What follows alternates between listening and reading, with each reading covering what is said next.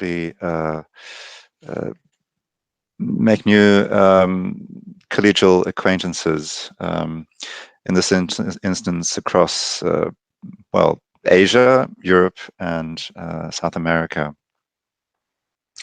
So the heading of the workshop is literally transnationalism and creativity in the 21st century. And one of the questions we've been asking in these two workshops is the degree to which writers and publishers are capable of navigating the often very treacherous waters of the globalized market, which has this tendency to sort of absorb everything that comes in its way. This workshop today will be divided into two sessions.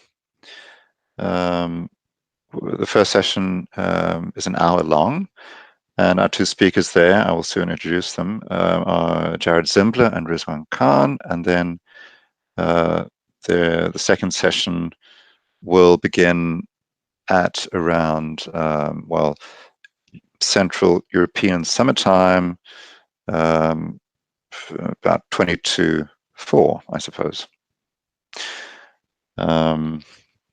We in many different time zones, so I should say both sort of good morning, good afternoon, and good evening, really, to everyone. But before I introduce Jared, Marcello, I was wondering if you would like to add anything. Okay, I just want to say thanks to everybody who are watching us, and also thanks to presenters, the speakers, for accepting to be here today.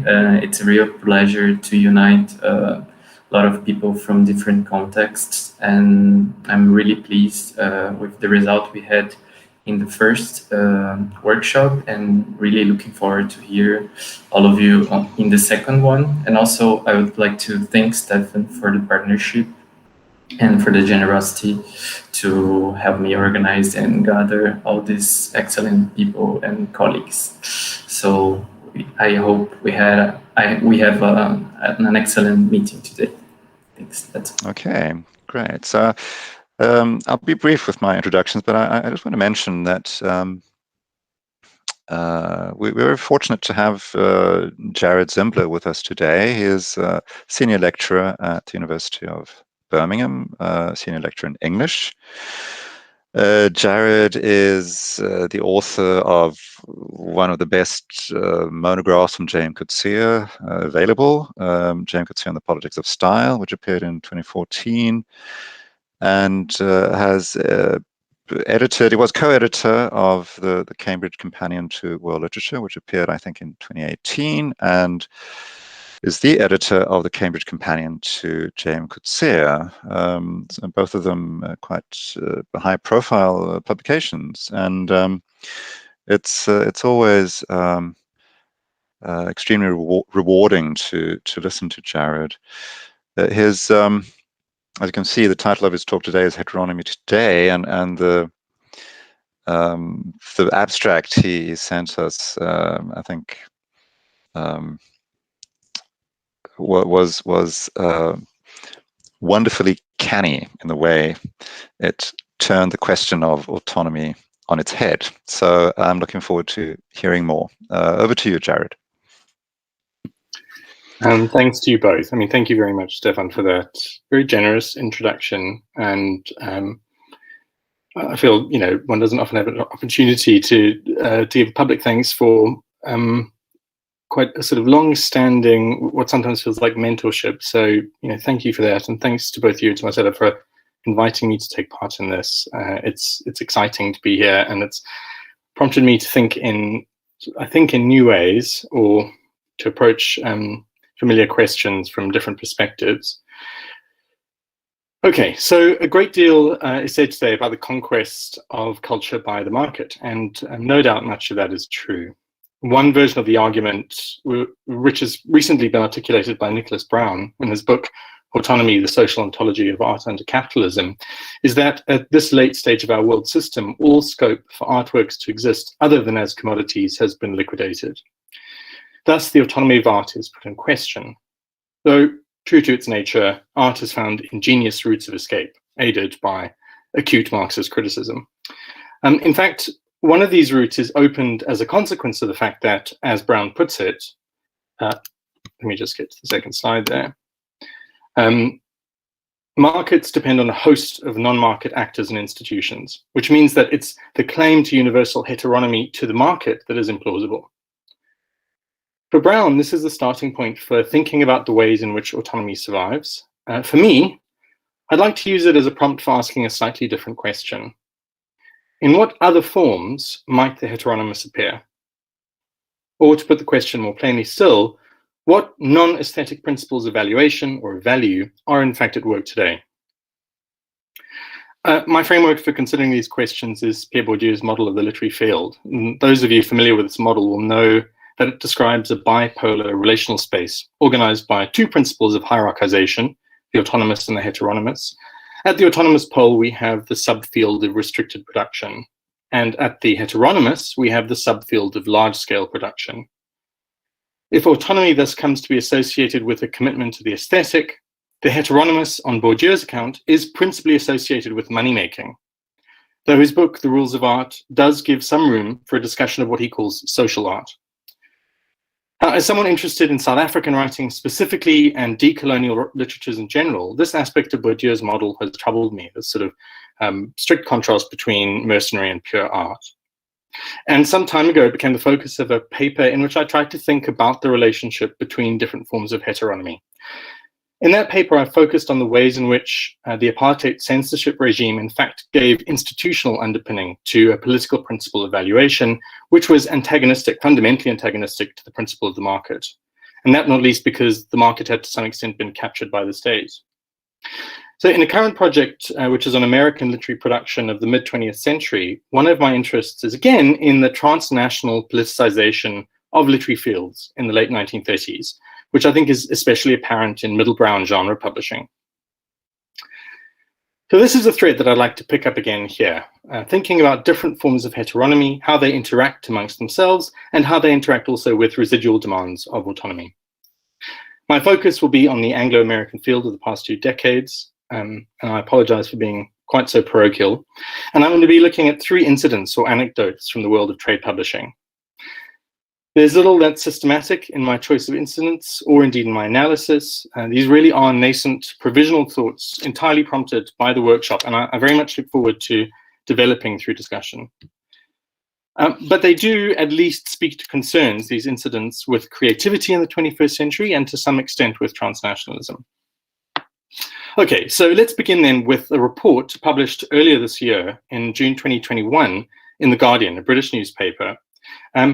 What the report says is that although Donald Trump continued to insist that he was, quote, writing the book of all books, major US publishers had suggested that no big house is likely to touch a memoir by the 45th president because it might stoke a staff uprising, and it would be too hard to get the book that was factually accurate, end quote.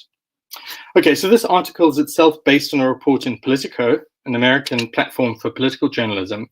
And in the Politico report, it's more specific. It says, quote, senior figures at Penguin Random House, Hachette, HarperCollins, Macmillan, and Simon & Schuster said they would not touch a Trump book, end quote. This was in spite of the fact that, quote, a post-White House memoir would almost assuredly be a bestseller. And you only need to look at the New York Times bestseller lists to know the absolute truth of that. And Trump himself, understandably, seems incredulous. Does anybody really believe they're above making money, he asks, adding some sort of choice denigrations of the publishing industry and publishers. Okay, what does this tell us, this anecdote? I think only what we're likely to know already, which is that there are today pressures on Anglo-American literary production that are political in nature. There are countless examples of this. We could easily look at long lists and short lists from recent literary awards, but if we take that approach, we end up coming back into the subfield of restricted production. And what we're looking at here is a publishing venture that would be primarily, if not exclusively, commercial. Now, even produced by the world's most competent ghostwriter, no Trump memoir is going to attract publishers on literary grounds. I don't think that's too controversial.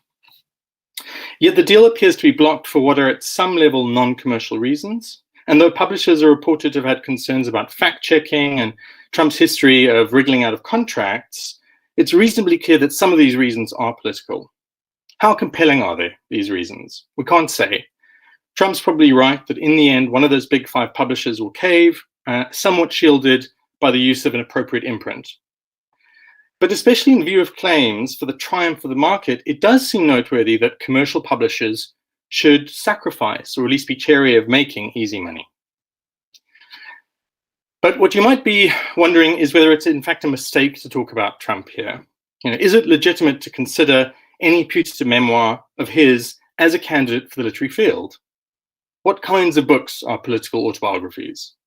For that matter, what kind of author is Trump, when the books appearing under his name have all been ghostwritten? Okay, I just want to park the question of ghostwriting for a moment. I'm going to come back to it. And what I'd like to note simply is that before being banned from the platform, Twitter, Trump proved himself an adroit practitioner of the contemporary microgenre par excellence, the tweet. Okay, this leads me to my second anecdote. Between 2015 and 2019, J.K. Rowling, the British author of the Harry Potter series, was the subject of an extraordinary number of news articles describing her Twitter trolling of Donald Trump, which seems to have begun when she described him in December 2015 as worse than Voldemort. I think the effect of that depends on having read the novels. In any case, what's really striking is that an enormous number of periodicals, news platforms, gossip columns relished the combative nature of Rowling's tweets and lionized her as an acclaimed author, a celebrated writer, and strikingly, Trump's old nemesis. And these articles give a special kind of emphasis to those tweets in which she parodies or otherwise attacks Trump's writing or use of language. Okay, indeed, an extraordinary proportion of the articles concern this particular series of tweets, the first by Trump, the rest by Rowling. I'm not going to read these out, but I have highlighted the key moments.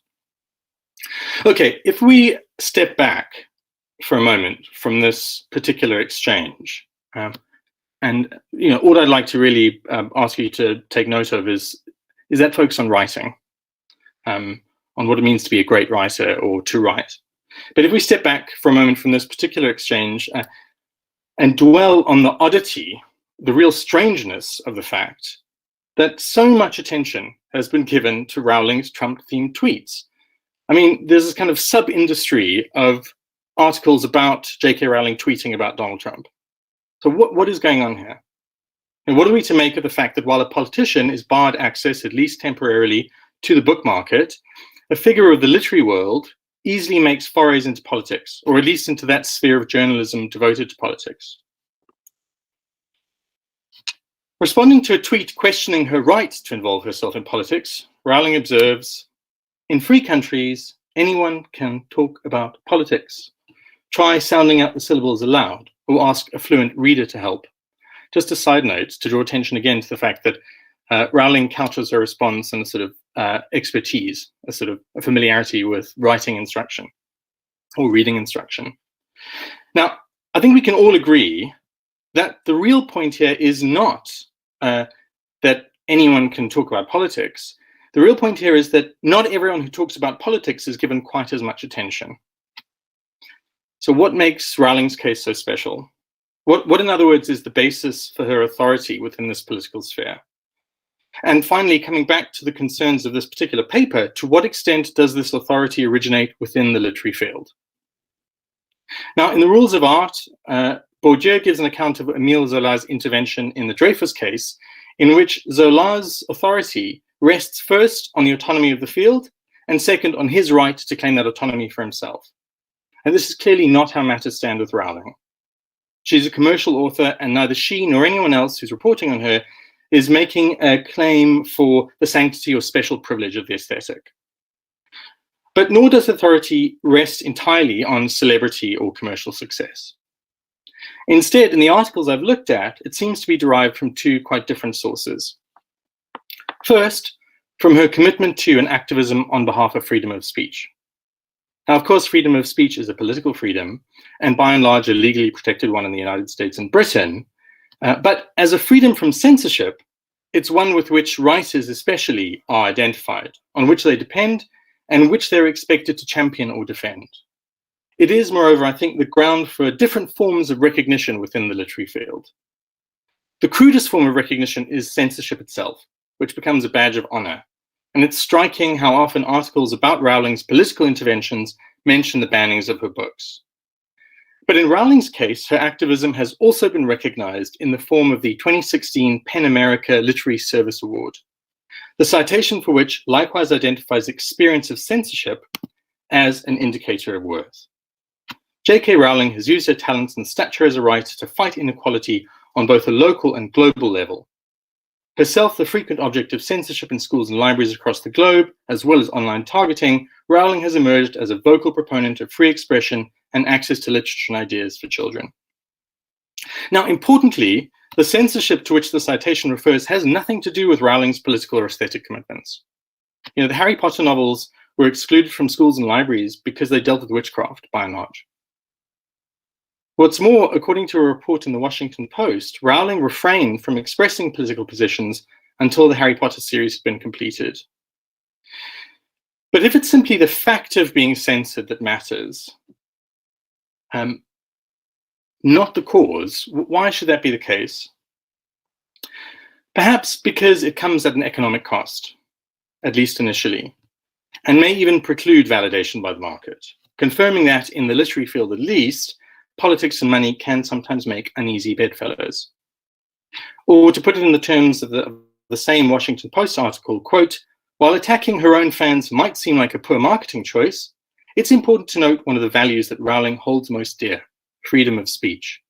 So there we sort of see that opposition coming quite clearly into focus. We might then say that one of the grounds of Rowling's political authority is a non-specific, heteronymous, symbolic capital acquired within and through the literary field, to some extent underwritten by an institution, PEN, which in its own history and constitution converts freedom of expression into a properly writerly freedom. But there is, I think, a second and quite different source from which Rowling's authority is derived, and one which comes into focus when we take note again of the special emphasis given to those of her tweets in which she attacks Trump's use of language, his writing. Here, I think Rowling is granted a preeminence amongst Trump's critics because of a recognized technical proficiency and professional achievement. She can say nasty things about his grammar and spelling and style because she knows what she's talking about. But again, this is not an authority that resides in autonomy, at least not if we identify autonomy with a commitment to pure art or the aesthetic, because again, Rowling is not that kind of writer. But nor is she a mere mercenary, if only because the vision of the literary world that divides it between bohemian demimonde and jobbing journeyman hacks has been superseded. And we live today at a late stage in what Mark McGurl has called the program era. The age not only of creative writing programs, but of the creative industries, where writers are professional like other creatives, advertising executives, interior designers, lifestyle bloggers, and where writing is neither sulphurous nor shameful, but a respectable job into which one is trained and duly qualified. How does one measure the success of the creative writer, the creative? Through employment and credentials, including the credential of being published. And here it's worth noting that in my own experience of creative writing department hires, it doesn't matter whether you appear in print in a kind of prestigious press or in a commercial publisher. What matters is that you appear in print. You know, that's the qualification. Now, of course, I think success is also measured to some extent in sales. Creativity is not entirely divorced from commerce, but there is too, I think, a more intangible aspect, which has to do with the power of world making, the ability to make books which, like the very best advertising campaigns, stay with you. And while no one could claim Rowling as a great prose stylist or a master of narrative tension and technique, and I'm not being glib, I've read the novels, I really don't think you can make that claim for them, at least not in the English versions. She's certainly a great world maker, as attested in the many articles which mention lifetime attachments to her books. She's therefore an exemplary creative, polished, professional, senior managerial, accomplished in social media, and therefore entitled to act as a representative of her class, no matter that she lacks prestigious literary awards or the recognition of her esteemed peers. So what we see with Rowling, I think, is that the industrialization of creativity, the emergence of the creative industries, has equipped the subfield of large-scale production with a means of appropriating for its practitioners some of the recognition and the authority previously reserved for those consecrated within the subfield of restricted production. Creativity has become a value in itself. Now, another feature of the program era is that it may now be more appropriate to speak of the field of creative writing than of the literary field. This makes a kind of pragmatic sense insofar as it more accurately describes the technical skill, the practice, which is common to those within the field and relates them to one another. And it's worth noting that even within restricted production, creativity has gained a foothold. Think, for example, of the category of creative nonfiction. So if creative nonfiction is one of the categories into which a Trump memoir might obviously fall, the new emphasis on writing brings into focus the deeper reason for Rowling's gleeful description of Trump as the greatest writer on earth. You may be an author, but you can't be a writer if you don't do the writing yourself. Indeed, it's ghostwriting, which is explicitly not authorship, which comes to define, I think, the minimal technical proficiency and repertoire required for participation in the field, and which at the same time captures the differences between creative and commercial success. So ghostwriting can be effective, but I doubt if it can be creative, in the sense operative in the field. Certainly we can't imagine a ghostwritten novel being longlisted for the Booker. I mean, that's a slightly different point, but an important one. Now, I realize I'm running short of time. I do have a third anecdote, and very briefly, this relates to a book series. This is the Hogarth Shakespeare series. It was originally called the Hogarth Shakespeare Project. There's a backstory to the re-emergence of Hogarth Press as a publisher, which is telling in its own right. But I'm going to skip that and just say the following. This is a series of retellings of Shakespeare, prose retellings of Shakespeare. Now, it got started in 2015. It was meant to cover the whole of the corpus, but so far this is all we've got. And if you try and look for the project on website, you get taken to an anime site. So the project seems to have closed down. I'm really intrigued by this collapse. They're not especially surprised. Again, I've read a couple of these books and they're not fantastic, which is something the reviews register. But I think there is also a more fundamental problem with the nature of the series. On its surface, it speaks of bold ambition, quite explicitly. Those are the terms that the publisher uses. But it also speaks of an engagement with questions about canonicity, accessibility, diversity, identity, and it recognizes, however minimally, the appeal of transnational collaboration. It also takes as one of its principles the notion of writing back to the canon.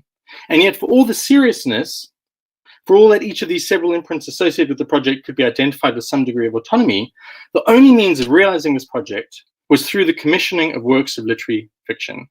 And I think it's that, the commissioning process, that is fundamentally problematic, and that dooms the series from the outset. This is something recognized in a review. I'm not going to read through this, but what you see in this review, which is of Anne Tyler's Vinegar Girl, is a discomfort not merely with the commercialism of the series, but with an approach to literary making that requires publishers to get ahead of the authors, which means getting in the way of creativity and originality. The problem, in other words, is with the artificiality that arises through the process of commissioning, which involves treating novelists as guns for hire and novels as commodities. Now, to resort for a moment to John Thompson's account of the contemporary book market, we might say that this process of commissioning interrupts or interferes with what he calls the publishing value chain.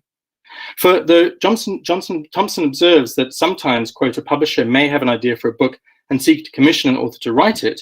This is a practice associated especially with nonfiction and large-scale production. It's associated above all with ghostwriting. Okay, what I think this suggests is that in a very minimal sense, autonomy has to mean something like self-legislating or self-directing.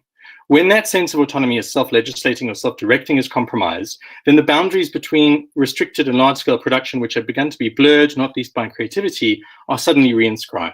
That is just a step too far. All of which leads me back finally to the question of whether art has indeed really been subsumed under the market. Certainly, there have been significant changes in this new century and millennium, but one of the things worth noting is that if the question of the existence of the broader literary field or the field of creative writing is resolved on the basis of shared practice, a relational practice of what is done, then in the program era, this is perhaps clearer than ever. As for autonomy in the subfield of restricted production, my own feeling is that first, they survive quite well, and second, and this is the key point, that our concern for them arises in part because we make a mistake in identifying them with particular values, with aestheticism, formalism, cosmopolitanism, modernism. And you'll hear some of those terms are familiar from Pascal Casanova's World Republic of Letters. She makes a kind of clear identification between autonomy and the apolitical, the autonomous, modernism. It happens again in Brown's book. So I think actually the values themselves are inessential, they're contingent. And we can see this even in the heteronymous zone. In the heteronymous zone too, it's not just a case of a kind of mercenary principle, of a commercial principle. There are multiple and sometimes antagonistic principles of valuation at work, including the political principle, which has its own form of recognition. And here I think the importance of pen must be emphasized. So at heart, what I'm proposing is that the real question regarding the field's autonomy, if it's a question we want to ask, is not what is the principle or basis on which works are valued, but who decides? If it's writers necessarily concerning themselves with technical proficiency, with the question of what is best made, then perhaps that's all that really matters. Thank you. Brilliant. Thanks so much, Jared, for that very stimulating, differentiated understanding of heteronomy and autonomy. And I really appreciated your emphasis on the Pen Club. I was involved several years in the Swedish Pen Club, and it became clear to me how this was precisely a heteronymous project whose authority derived from this professional identity of being creative writers. So we should probably move away once and for all from that sort of 19th century notion, which, I mean, frankly, is what Bourdieu bases his analysis on, to a more updated understanding of the writer rather than the author with a capital A. So we have time for one or two questions. I'd like to invite questions, and if I understand correctly, the audience on YouTube is able also to chat with us. So far, we don't have questions on the YouTube chat, but I was wondering, listening to you, Jared, I just heard a presentation of a professor, I believe he's teaching at Miami. He's called Álvaro Santana Cunha. He has written a book called Ascent to Glory, how 100 Years of Solitude was written and become a global classic. And he also highlights that some authors or books got a process of indexing different sorts of, how can I say that, different sorts of points of consecration, or becoming, the consecration spread more outside of the literary work, so it became like a global classic or a masterpiece, and because of because of the separation from the specific literary consecration, and then they became like more powerful, more known and renowned around the world. So I was thinking if you have thought also in not only on political, but also in those little pieces of consecration that are out of the literary, when those big authors like J.K. Rowling, or even most classic ones like Gabriel Garcia Marquez got like, it's a kind of, maybe in the past we didn't have that kind of possibility to have like a bottle of, I don't know, an alcohol spirit in Japan called 100 Years of Solitude, or Buendia, or, those little pieces that are going everywhere, I think it's a very interesting study, and he thinks a lot about, those kind of indexation as different forms of getting consecration, and maybe blurring also this line between autonomy and heteronomy. I don't think if I was clear enough. But. No, thanks. I mean, I love the idea of little pieces of consecration, operating in a, and not in any kind of uniform way, but sometimes quite haphazardly, but, collectively creating a kind of a charm around a particular work. I mean, I suppose, thinking in those terms,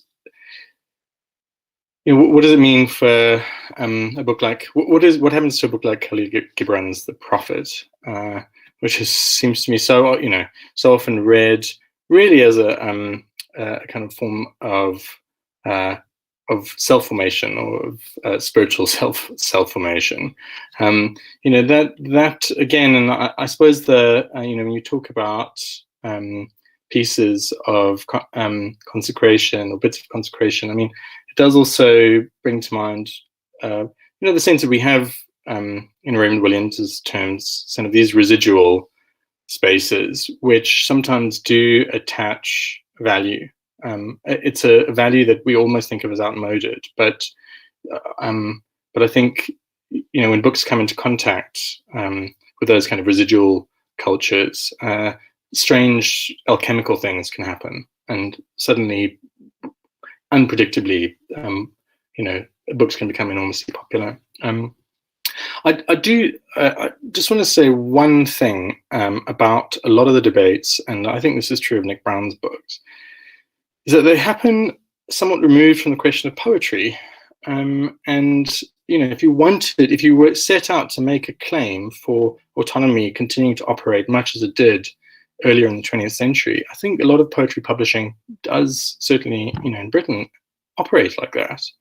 Chapbooks are exchanged, and no one's going to make any money. They always make a loss, and that's, part of the point.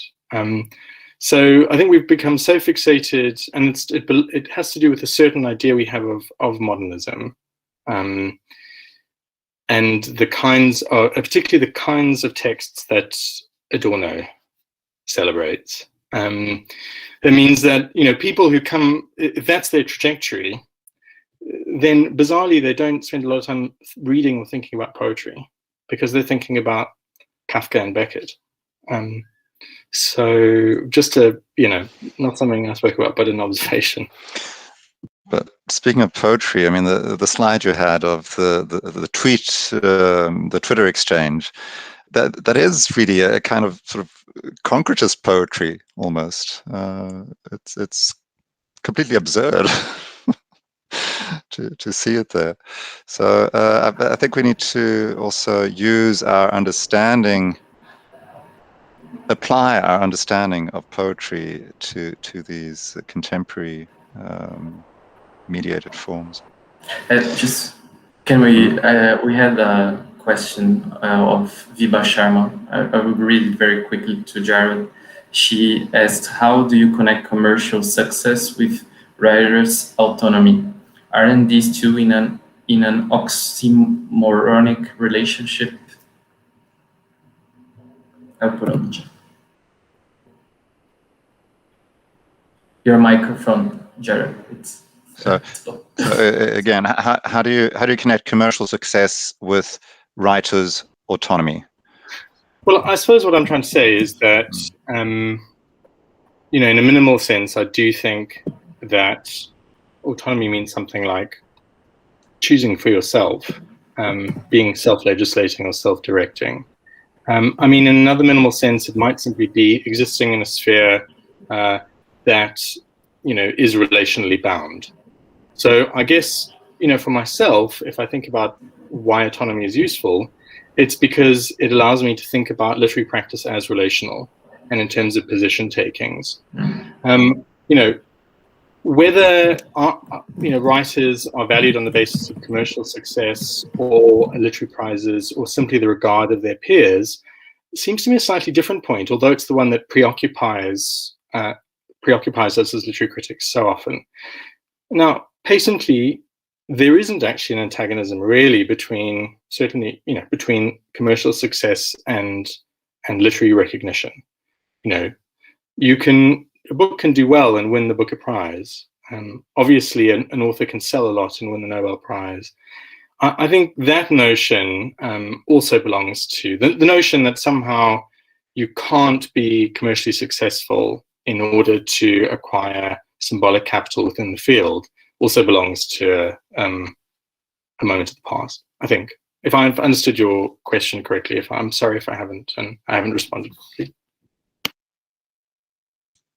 Okay, thank you. With that, we need to move on to our second speaker, Professor Rizwan Khan, who is a professor in the Department of English at Aligarh Muslim University, and has a very broad experience of teaching in different continents, really, and has been working on topics relating to linguistic imperialism, curriculum planning, literary theory, translation studies, and more. His paper is entitled "Exploring the Non-Resident South Asians, US and UK Urdu Affair," and will present us with a very particular case of transnationalism, really, which is linguistically based. So over to you, Rizwan.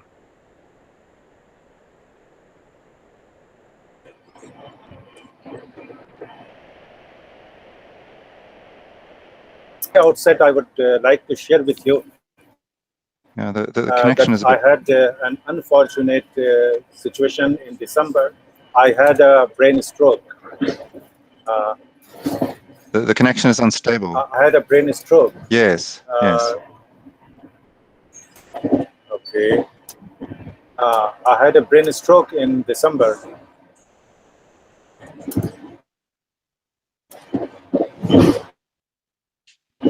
Can you hear me?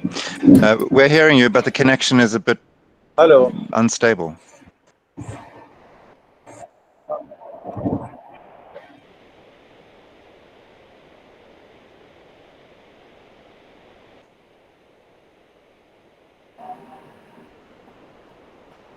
Okay.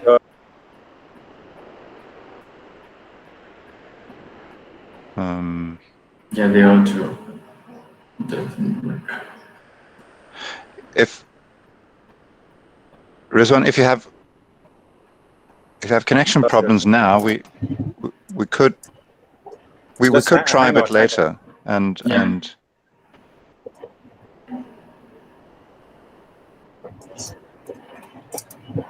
Okay.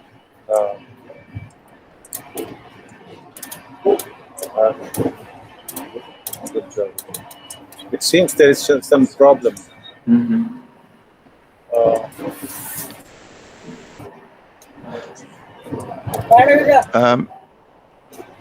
Rizwan, hello. Shall we move on to the next speaker now, and then we will take your paper in about half an hour's time. Yes. Okay. Yes. Okay. Yes. So then I will leave it to Marcello then to introduce our next speaker. Okay. Text message. So we start, or we can do a pause. I don't know, for 10 minutes, and then we restart.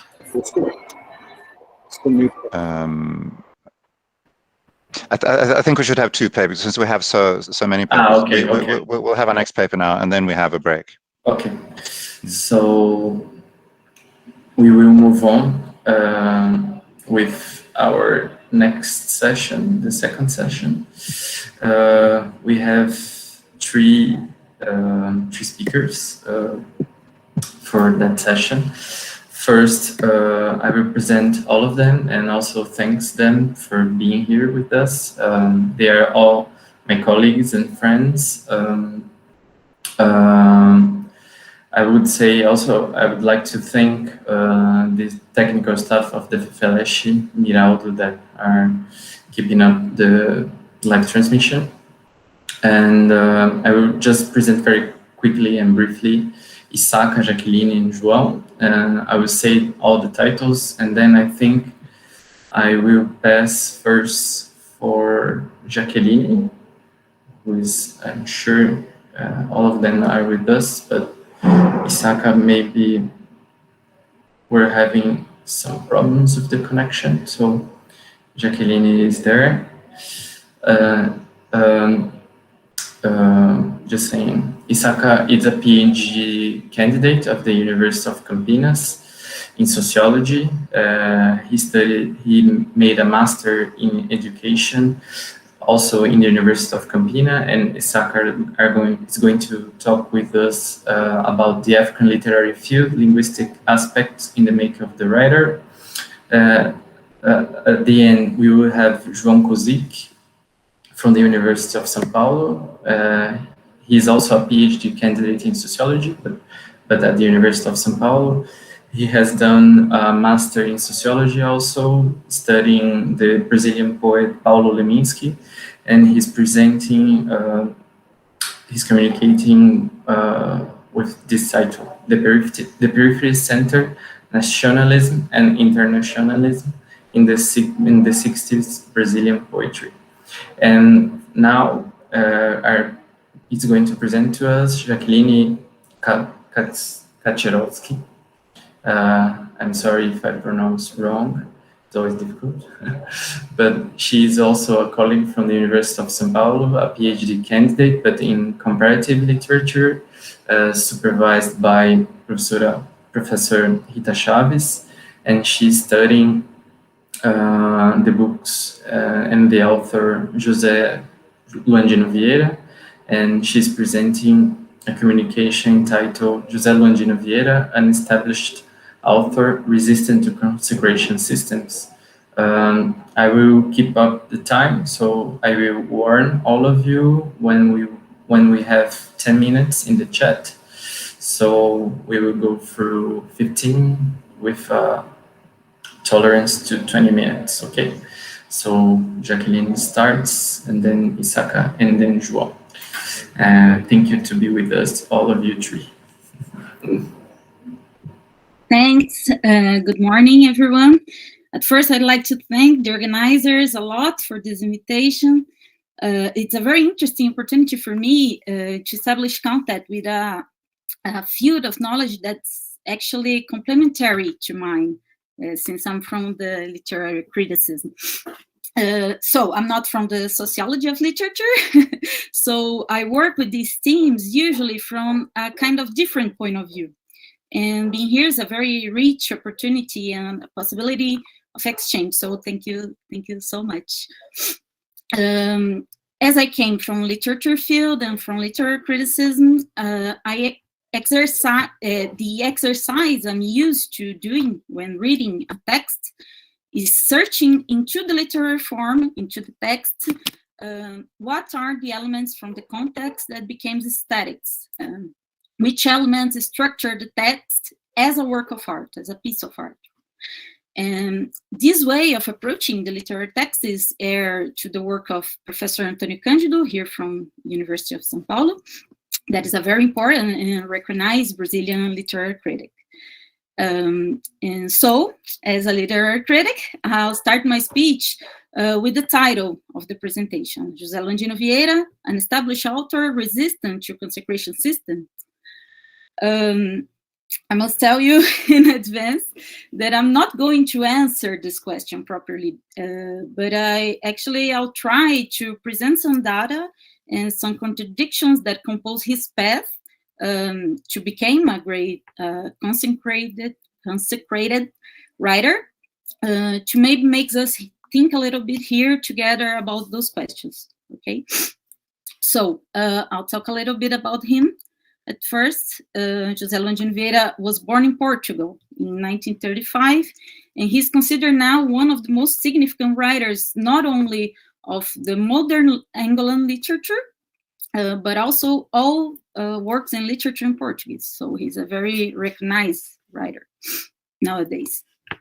He was brought to Luanda very young, and he grew up in the Musekes.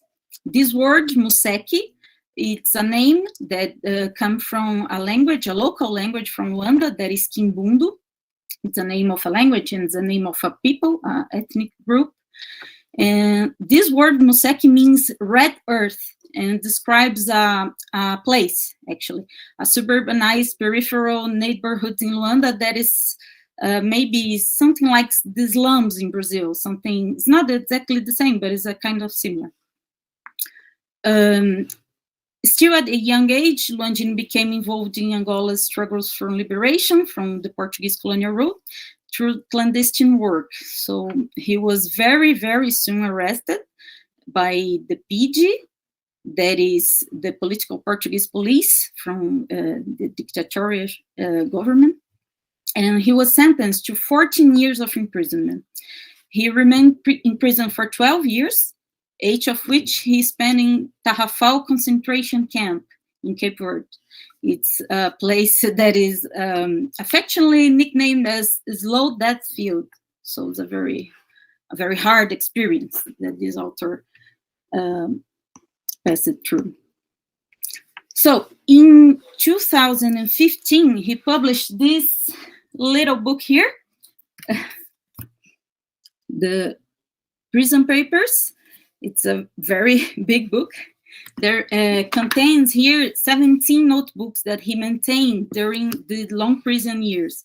So he wrote a lot, not only about the conditions or a kind of journal from the prison, but also he made a lot of literary exercises here inside. So it's a very rich material for people who study his work. And he made these notebooks that he wrote with the things that he could find there and the paper that he has. And he made always a kind of journal like this. Ontem, hoje, amanhã, yesterday, today, and tomorrow. All the titles of all the notebooks are this, yesterday, today, and tomorrow. And at the book launch event from this book, he declared in the presentation that this is not a book. This is 12 years of a person's life. So it's a very radical experience. And so we can know that his experience as a nationalist is very radical. But I think it's also important to note that his commitment to the liberation of Angola, it's also expressed in his literature. So there's a literary work that is composed by this idea, this strong idea of the liberation. He always states in interviews that his work and his contribution to the struggle, and after being arrested, of course, is made through the aesthetic. So he also states that the writer must raise the cultural level of his people through the artistic production. He believes in that, and he always repeats this in many interviews. It's a kind of literary project. So we can say that Luandino invests in the artistic quality of his work. He investigates the language, exercises new forms to represent a specific reality. But it's very interesting to know that despite the well-known quality of his work as a writer, his path of consecration was a little unusual. So although his work had previously been recognized by 4 Angolan literary awards, it's after Luanda's award for the Grand Prix of Novelistic by the Portuguese Society of Writers in 1965 that his name takes on a greater reach. This is the book, Luanda.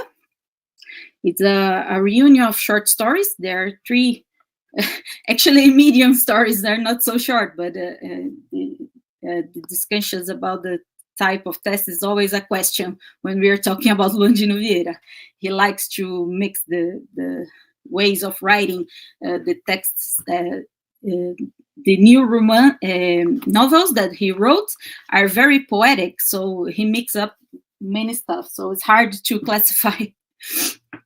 And this little book, Luanda, so had a very particular situation, and the peculiarity of the situation made a great repercussion and attracted interest for his work, and his work, of course, would be later collected by Salazar censorship. So I think the story of this little book, Luanda, deserves to be told because it's a little funny, actually, and at the same time reveals some of contradictions and unforeseen events that maybe a path to consecration can involve. This book was written in prison and smuggled out by Linda, that was the writer's wife at the time, who arranged it for its transcription and for publication. Friends of the writer entered the work in literary competitions. What was the surprise when the Portuguese government discovered that the work of an imprisoned terrorist had been awarded by the Portuguese Society of Writers? So the society was quickly closed by the PG, the political police. The jury was arrested, and the copies of the book were seized. But now comes the most curious part of it all. Two PD agents, so two political police agents, noting that there was interest and demand for the book, they made a fake edition in Braga, in Portugal, attributing the publication to Belo Horizonte, in Brazil, under the responsibility of a publisher called Eros. They created this. So the case even went to trial later, but the court acquitted the accused for the lack of evidence, of course. So I'd like to show you very briefly only the two covers of the editions, because it's very interesting. Just a minute. I'm so sorry. Didn't appear here. I don't know why. Not appearing. Ooh, why is not here? I'm so sorry. The PowerPoint's open and I'm trying to share a window, but it's not working. I don't know why. I'll see if I can do anything. I'm authorized to share or not? I believe so. Why is not happening? I don't understand why. I just give you more authorizations. Oh, see, thanks. Maybe now. Let's see. Why is not working? Do you want to send me by mail and I show you? I can show you. I don't know why it's not. Maybe it's so. Now it's appearing. I don't know what happened, but it was here and now. Okay, thank you. I give you more powers. Yeah, thank you for the power. So just to show you, are you seeing? Yes. Yes, so this one is the first edition. It was published in 1963. The illustration from the cover is from Rizwan Geneveda itself. This is the first edition that started circulating in 1964. And this is the fake edition made by the agents. And we can see they even try to copy the idea of the cover of the illustration. And I think this history is very interesting, because I don't know another case like that, you know, from people from the police itself sharing the work from imprisoned writers. So it's kind of funny. But then I only would like to show the covers for you to see that was a work well done by the agents. And okay, thanks, Marcello. So in addition, in 1972, the second edition of Luanda, that was published by Edições 70, was banned and had a seizure decreed in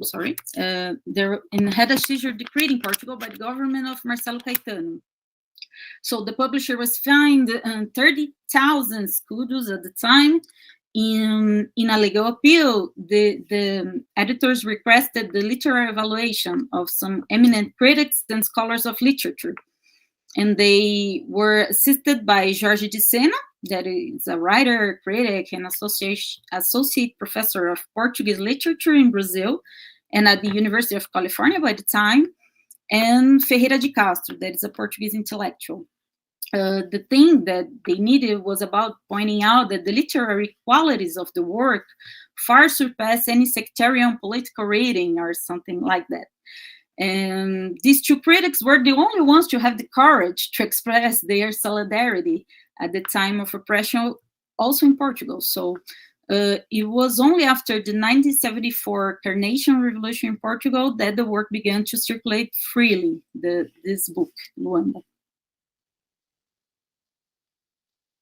So the anecdotes surrounding this book are so many that another book was published, this one, Luanda 50 years ago, and contains a kind of balance of Luanda's trajectory. So the work brings together critics, awards, and protests, silence, as they say here, and with several documents and from official documentation to newspaper news.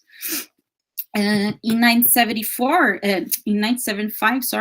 Rizwan Geneveda was finally able to return to Angola.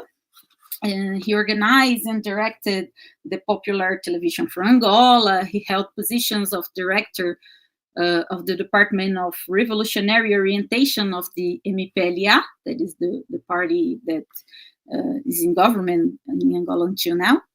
They were a movement that struggled for the independence, and now they are in the government. They became a party. And he was director also in the Angolan Film Institute. He was co-founder of the Union of Angolan Writers, being its general secretary, and the agent general secretary from the Afro-Asian Writers Association. So he worked a lot in the cultural creation of institutions in Angola. Following the 1992 elections and the resumption of the Angolan Civil War, he returned to Portugal, and since 1992 he has been living quietly in the northern Portugal, settled in Minho, in Vila Nova de Cerveira. The peak of his work's consecration took place in 2006, when he was awarded the Camões Prize, so the highest literary award in Portuguese language, showing his importance in all Portuguese transnational literary spaces. Luandino refused the prize, claiming, according to a press release, intimate and personal reasons. Later interviews, especially to Jornal de Letras, that is Letters newspaper, clarified that the author had not accepted the award because he considered himself as a dead writer, as he no longer wrote, and as such, he believed that the award should be given to someone who continued to produce. But we know that writers are liars, liars by vocation and by trade, as my advisor, Professor Rita Chaves, would say. So in that same year, 2006, he published 2 new books, and in the following years, he published several works aimed to children and to young people. So what does all that mean? I decided to talk a little about this entire journey because as a literary critic, I believe that is not actually my job to trace with certainty the extra literary elements of the consecration of great writers such as Rizwan Geneveda, by pointing out the political aspects that surround consecration, or the moments when this author concedes through agreements to enable publication by his fellow writers, or even the fact that today his works are also managed by an agency, the Martin Witt Literary Agency. So I believe that this is a work that you sociologists will certainly do much better than I could. So I hope to have contributed a little bit by offering a peculiar story for analysis, we discuss a little bit if it was possible. So since his consecration began while he was still in prison, it seems very interesting, for example, maybe to ask whether this consecration began without his intentions or not, and how it changed or not over time. But as a literary critic, what I can do is think about how these aspects impacts or not the work from the point of view of literary elaboration, of the language construction, of the artistic formulation, and its internal structuring elements. And here I finally return to the potential for resistance from the title that I put there in the title. Although the most evident aspect of the author's resistance to consecration seems to be the refusal of the Camões Prize, I think, as someone that is trying to study a little bit his work, that another aspect stands out even more, and this aspect is the time of elaboration of his literary works. I think it is interesting to think that, unlike many authors from his country and the broader Portuguese-speaking scene, Longino Vieira is an author who does not give in to editorial and market pressures. He does not sign publication contracts with established deadlines. Even when he worked on a translation, he translated the Clockwork Orange in 1973. And even in this work, he delayed the delivery because he became too involved in that language. So I believe this disrespect from the market's time seems to bring with it a kind of respect for the long maturation time required by the literary material.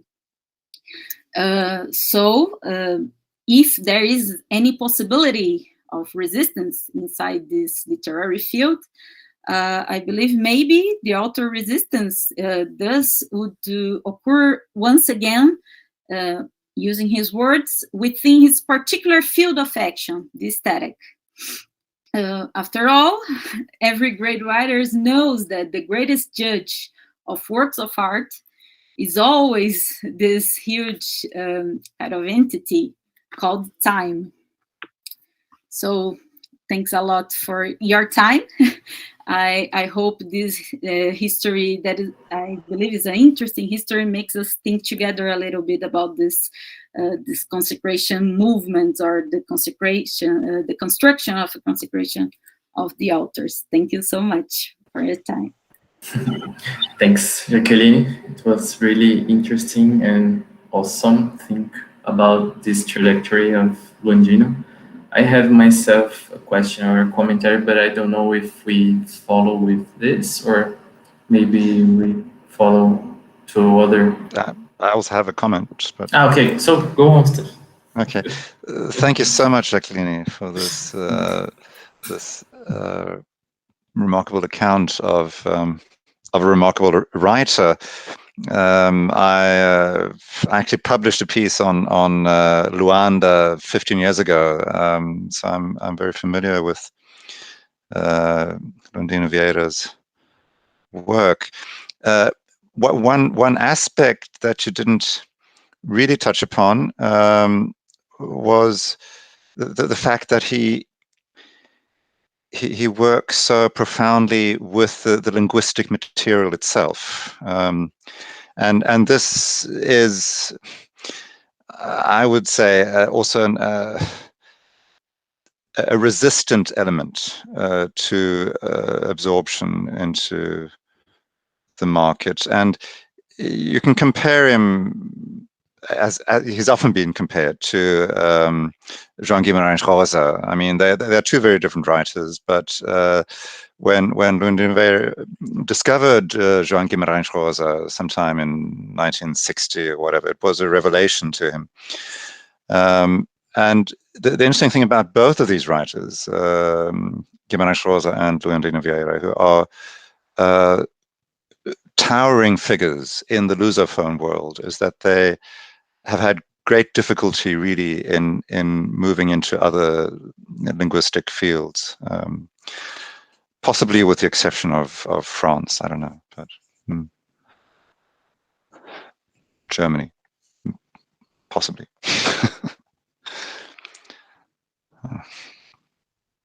Can I just? Yeah, you can say that. Thank you, Professor. I think this aspect is always when we start studying Angolan literature, and maybe other literatures from Africa. The language is always a big question. We have many debates with the writers.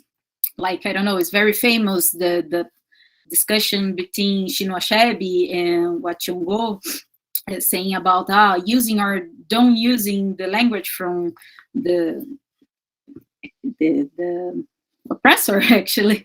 But I think Longino Vieira has a very interesting point of view about this, and other writers in Angola use his definition that he says that the Portuguese language is like a prize from the war. They conquer the Portuguese language, so it's our now. Is so much our as is yours. So we are going to mix everything up and change the language for represent us. So I think the biggest work he does is always this. The last books is growing the difficulty of reading the books, because he mix each time he mix more and more and more the Portuguese with Quimbundo, and not only in the vocabulary, but in also in the way of thinking the art. So I think this mixing things is part of aesthetical project, of course, is a kind of resistance, I guess, because it's not a writer that is easy to be read, as you said. But also I think it's a kind of political way of dealing with the material that he have. Like we cannot come back in time to the period before the colonization. So what can we do with this, with we have now? So he searches in the past some elements from the oral culture and some kind of traditions, we can say, but he mixed with the best and most modern resources from the writing. So very modern authors influence his writing. So he mixed everything up, and it seems to me that's a kind of a dialectical way to look into the past, but recreated the past looking to the future, because we cannot look to the tradition, as Walter Benjamin could say, like the tradition sometimes is captured by the politics in a conservative way. So he wanna change and re-elaborate these questions, looking to the future, and from construction of a new way of looking to the world and to represent reality and to creation, not only the creation of this literary and the art itself, but also from, I think there's a kind of purpose about the society, the Angolan society, how to look to some marks and some violences that still are in the way of constructing this new country, we can say. I don't know, maybe this, I hope it's comprehensible. Sorry for my English, sometimes I mix everything up. No problem. Shall we move on to our next presentation, or make a pause, Stefan? You're not. Yes, I think this is probably a good time to have a short break. Okay. And then we will have Rizwan's paper. Yeah, I think it's okay. Which will, if I understand correctly, will be read by Viba Sharma. Yes, I think so. So we have to sort of. Yeah, okay. That's better. Okay, so let's have a 10-minute break. Okay. We'll reconvene at 10:02. Okay, we'll be back soon. Okay, thank you. You're welcome.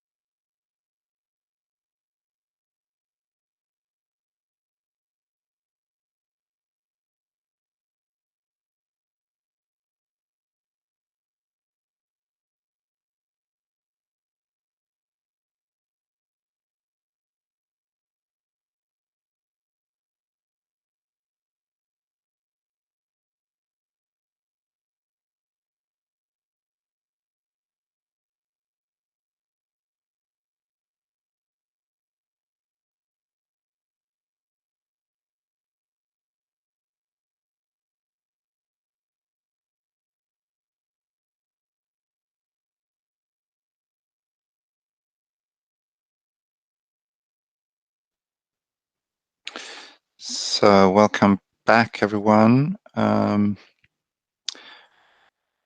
We're running slightly over time, so we'll have to keep a tight ship now.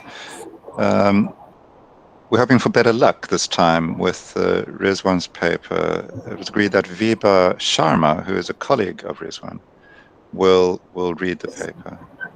So welcome to you, Viba. Good to see you. Yes, hi. I hope I'm audible to all of you. Yes, your connection is very good, much better than Rizwan's before. Yeah. Professor Rizwan, are you there? Yes, I'm Okay. there. Would you like to say something before I start reading? No, it's you. Go ahead. Go ahead. Okay. Thank you very much, first of all. I'm grateful that you gave me this opportunity to connect on behalf of Professor Rizwan Khan. And he indeed was looking very much forward to reading this paper, but as they say, technology can fail you anytime. So it's a situation that he's facing. And it is indeed a very heartening thing to be able to discuss something which is very close to our heart. Both of us are doing a kind of a project in this direction, and it was based on the basis of this that Professor Rizwan took out some points to share with you, because to explore and see how do these points sound at a platform like this is very significant.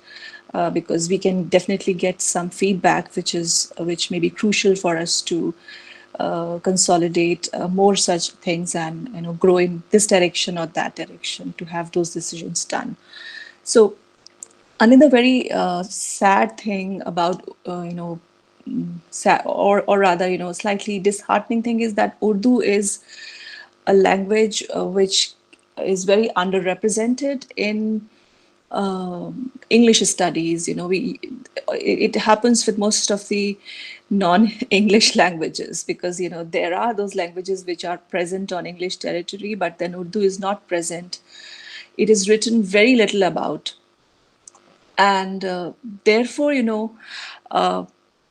like there's nothing very new talking about a language's journey across continents, but it makes new for Urdu because there is very little documentation about Urdu's travel and Urdu's journey from South Asia to European and American continents.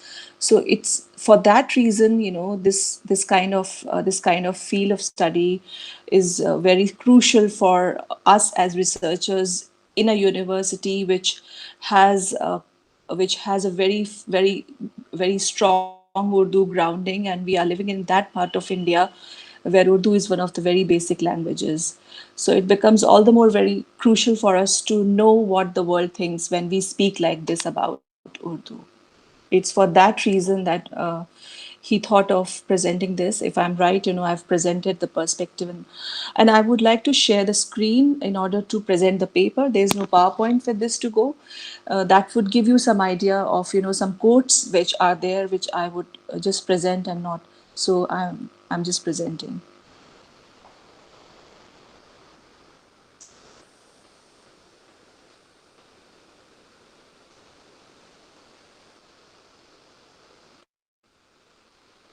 So this is the paper.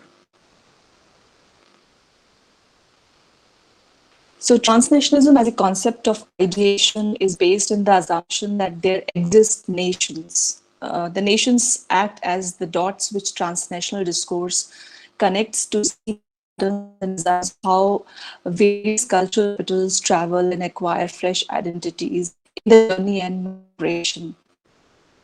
Among the cultural capitals, languages are the most vibrant and oldest travelers that have been treading in the transnational spheres. I'll take a moment to say to give a kind of a disclaimer. There may be few things which may sound primary, but it's very important to bring them into and weave them into the discussion of Urdu. Therefore, we have to begin from a point of departure which is slightly cliched for other languages, but not for Urdu. The discussion of Urdu. So that is these kinds of discussions are here. So it is important to see whether the concept of modern nation fuels transnationalism or transnationalism permeates beyond the idea of a nation, which is different from the nations in terms of nation of Urdu language. And I'm exploring the existence of Urdu nation as well as a process that is facilitated by the transnational dynamism in contemporary world. So the question is, does Urdu have a nation? A modern nation is an enterprise that works on the principle of oneness pressed out of the diversity and multiplicity of land, country, and its peoples.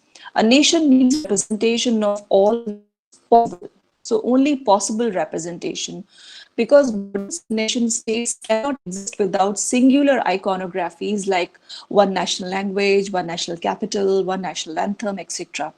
Therefore, only what is possible to fit in this singular model remains represented as national. Different languages get their share in this representational process activates majoritarianism in the process of selection of the nation icons.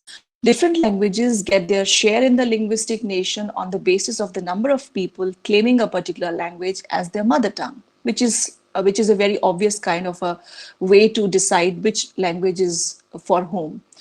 So there are languages and nations that are spoken by much more people than the number of people who claim it to be their mother tongue. Now, this is the reality of Urdu language.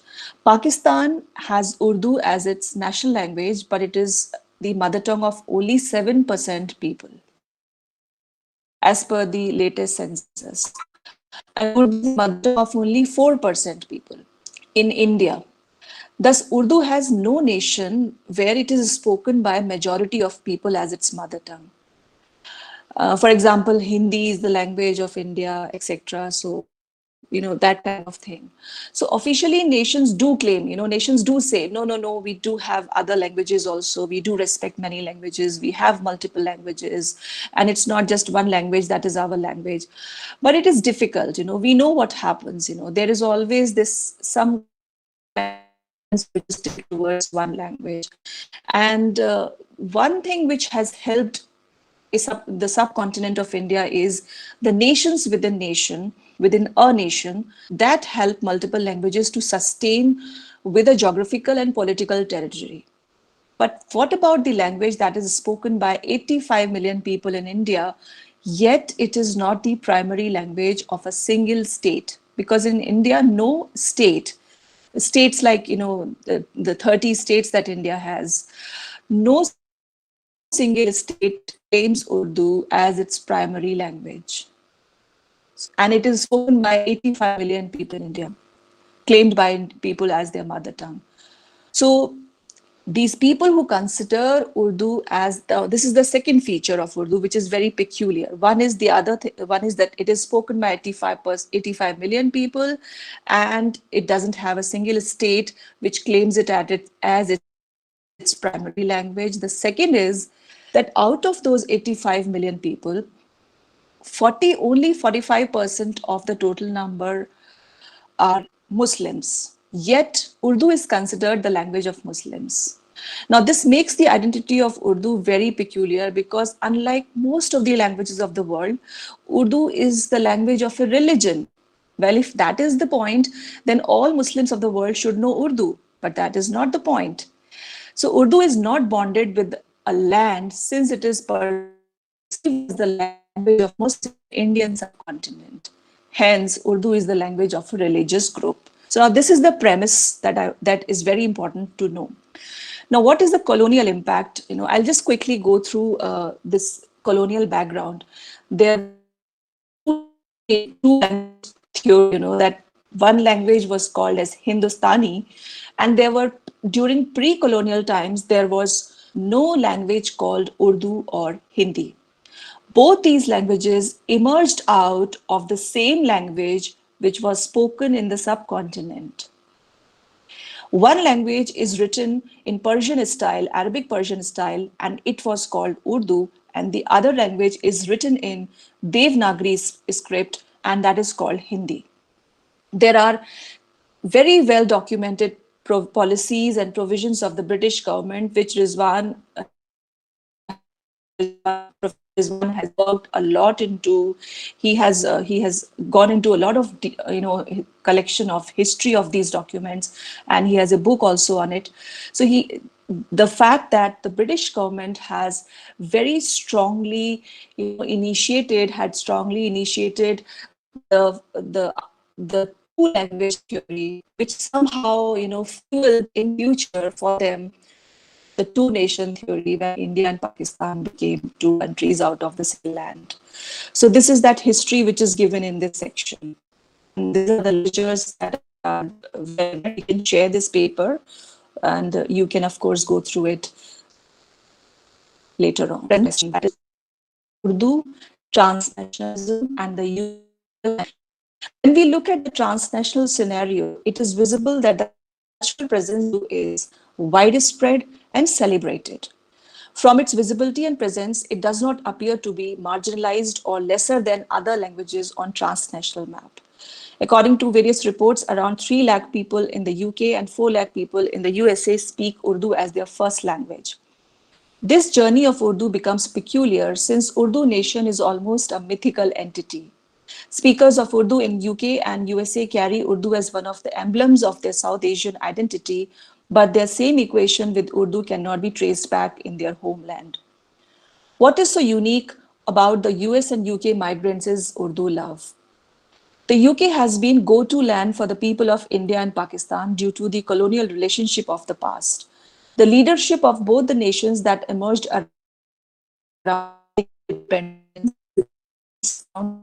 1940s, 1930s, which emerged, they were all educated in the universities in England, or they had exposure to the British education. The connect with the UK that these erstwhile colonies have is empowered by the awe of the colonized subject with their colonial rulers' land and traditions, which is something very well written about already. But beneath this awe is hidden an unconscious desire to create a piece of their own identity in the far off land of the colonial master.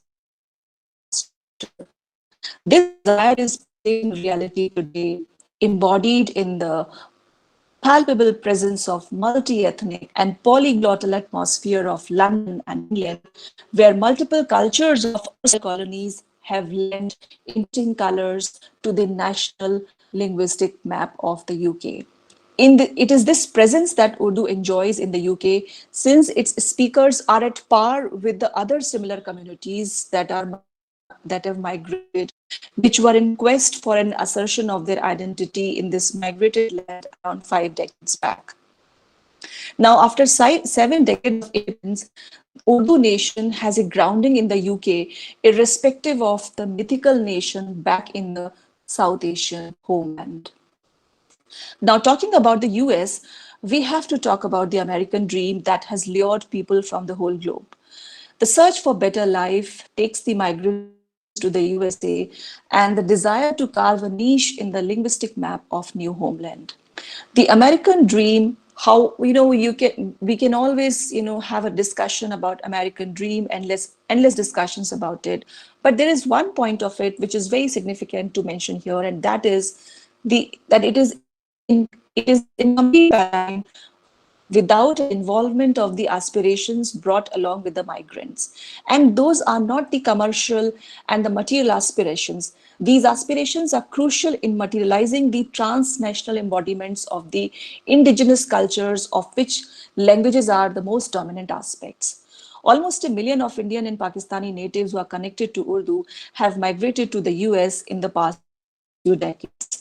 These nationals of the two nations merge into one community of Urdu speakers once they are in the US or the UK, because the Urdu nation could not be realized in the subcontinent in its full bloom, and the new homeland facilitates a nation outside nation to bloom.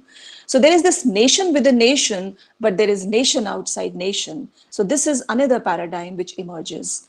So linguistic pining of a migrated community, and this is possible because of this transnational mapping. And linguistic pining of a migrated community becomes a guiding force in the search for the new nations in the deserted homeland.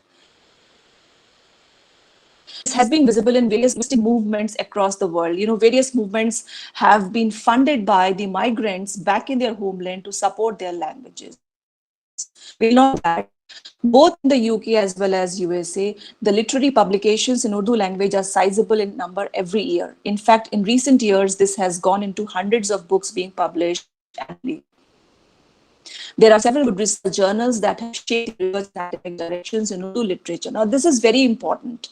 That even before Urdu could be studied as a discipline, academic discipline in universities in South Asia, around the same time it was being developed and given some direction as an academic discipline, as a research discipline, due to the efforts in universities in countries that are discussed here. The reason is that the newly considered poor nations had different priorities. They could not afford to fund universities with researches on humanities, and therefore, it is that kind of research which has taken place outside and has then challenged the researchers' academic atmosphere related to this language in Pakistan and India. I'm just winding up in 2 minutes. Music shows, cultural events, and various similar activities, which were very, very important part of Urdu's popularity and Urdu's popularizing process, organized by Urdu-speaking diaspora living in these two countries, are very significant agents of consolidating an Urdu nation in the transnational paradigm. The love for one's mother tongue and the affordability, that's very important, the affordability to organize such events among the migrants in these two countries have directed this interesting change in the status of Urdu.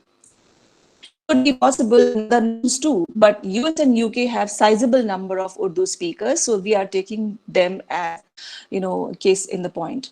Thus, transnational phenomenon of Urdu in these two countries has led to demystifying the idea of a quintessential geographical nation. The beauty of a transnational journey of a language from an indigenous land but transformed into an entity of a boundary-free, fluid nation. For Urdu, this has the most helped Urdu. This love affair with Urdu is definitely going to become a lasting one, since the migration of South Asian Urdu speakers has increased a lot, like all other communities. With the attainment of better lives, the empowerment of transnation is here to stay. The conclusion is very important to understand that it is a well-known fact and well-established research that British rulers' Project Two Nations was sumptuously fed with a two-language theory, that is Hindi and Urdu, created out of Hindustani. Today, the transnational Urdu-speaking community appears to be on the path of subverting the divide that happened in the British India, because this community includes not just the Muslims. Thank you. Thank you so much, both Viva and Rizwan.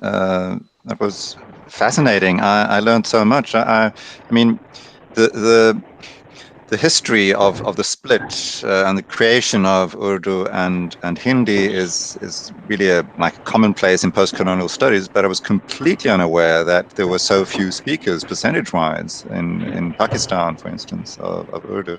So this is really a very important test case of how language can function sort of according to another logic than either the market logic of English today or the national logic which we're accustomed to. So we have time for one or two questions.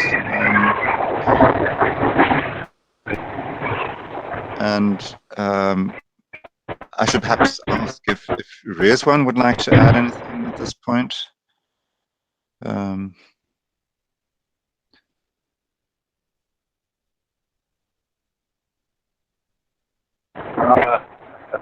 She saved me. Such a bad condition of the nest. It has rained a lot So maybe because of so thank you, Viva, for Yeah, I hope I could do justice to your presentation. Of course, there were many points which he could have delivered when he would be speaking. Yes. But if we get this opportunity to publish this and share with you in detail, so we'll definitely add more points. And you know, it's interesting, the role of technology in such a way as we have seen today is significant to understand that the idea of anything geographically national or geographically transnational is going to become fluid very soon. So we definitely have nothing else but to become each other's voice, as I did try on Professor Rizwan's behalf. So thank you very much for giving me this opportunity. But if there is any question from the audience, it would be interesting. Viva, can I make a quick one? I was wondering, first, the paper reminds me maybe it can be useful or interesting to think also about the role of Yiddish for the Jewish community and the spread of the Yiddish language. Maybe it can be interesting or can, give ideas to you guys. And I also, that's a more simple question, but more direct. I was wondering if this transnational community of Urdu has also created like grants or translation support policies, like outside nation state, maybe from the community, to stimulate the publication in Urdu, creating contexts or literary prizes or things of this sort, because I think these policies, even if not nation ones or from the state, they are very useful to make a language, circulate and publish stuff and works and books or even other kinds of or types of art.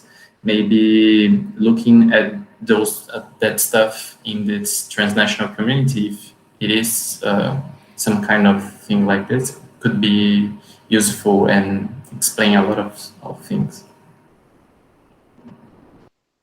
Well, thankfully, all that is happening, and it is only because that now Urdu speaker from India or Pakistan living in a country outside India is not different.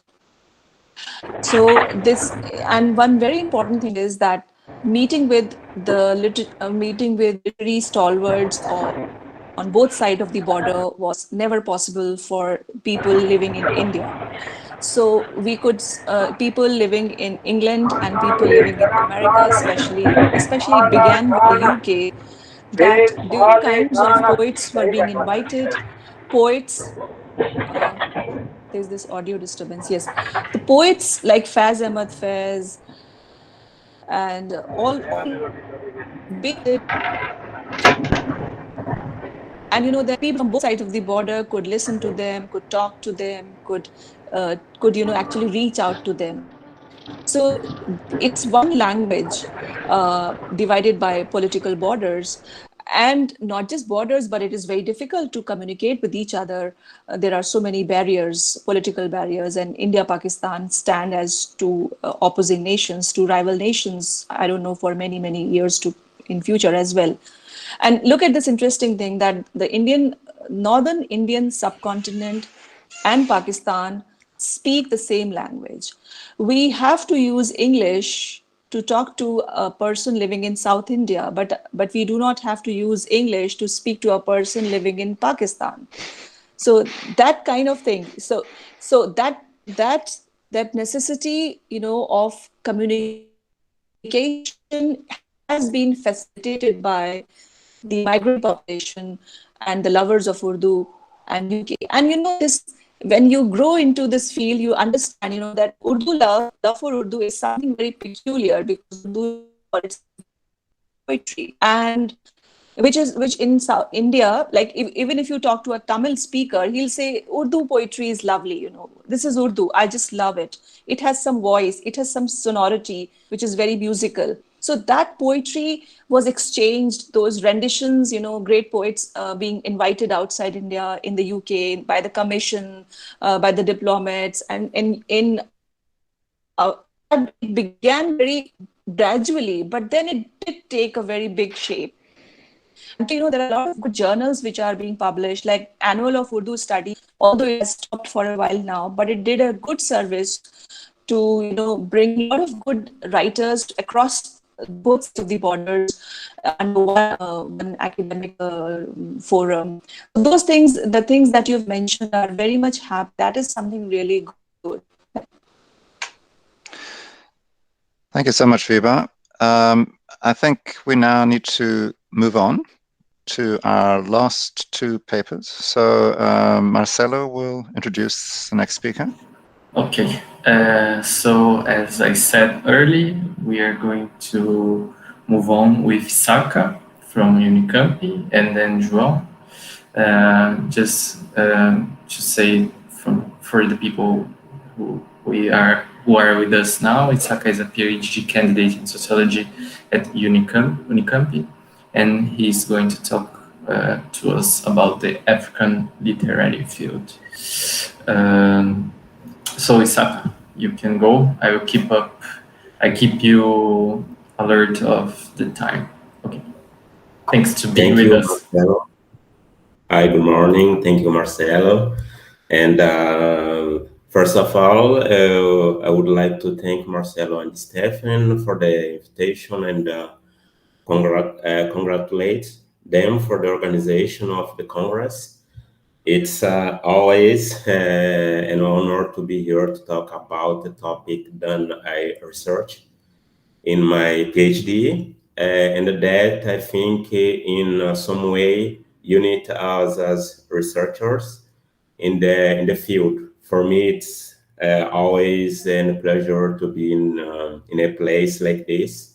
So my proposal, the African literature field, identity and the cultural perspective in the transnational space, I think quickly is aimed to briefly present some identity and cultural perspective discussed by the African literature field in the translation space. Here I'm referring specifically to the French speaking African literature, and with is my research area. In this communication, I do not intend to discuss, for example, a position in the literature field, or reception, circulation, or consecration. My talk will focus only on discussing identity and culture. So I think the notion of identity and culture are mobilized to understand not only, like Achille Mbembe said, colossus in the world. That is the place occupied by the BlackBerry in the world, but also it is identity and cultural representation.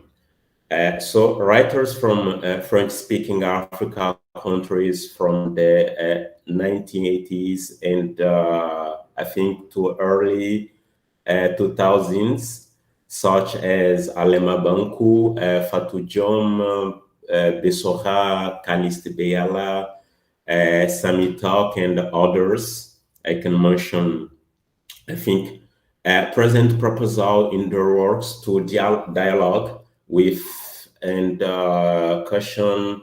There's two notions. The issues come under discussion during the period. So the period is 1980s to early 2000s. First, writer began to abandon, I think, more and more discussion about colonization in their works. And second, the period between 1980s and 2000s is when France received the largest number of African students who published a significant number of novels, titles, short history, and poem in French publishers. So I think the African literature field so far has tried to resolve the issues of its expatriate character in a last three-way. So I'm going to say the three-way first. I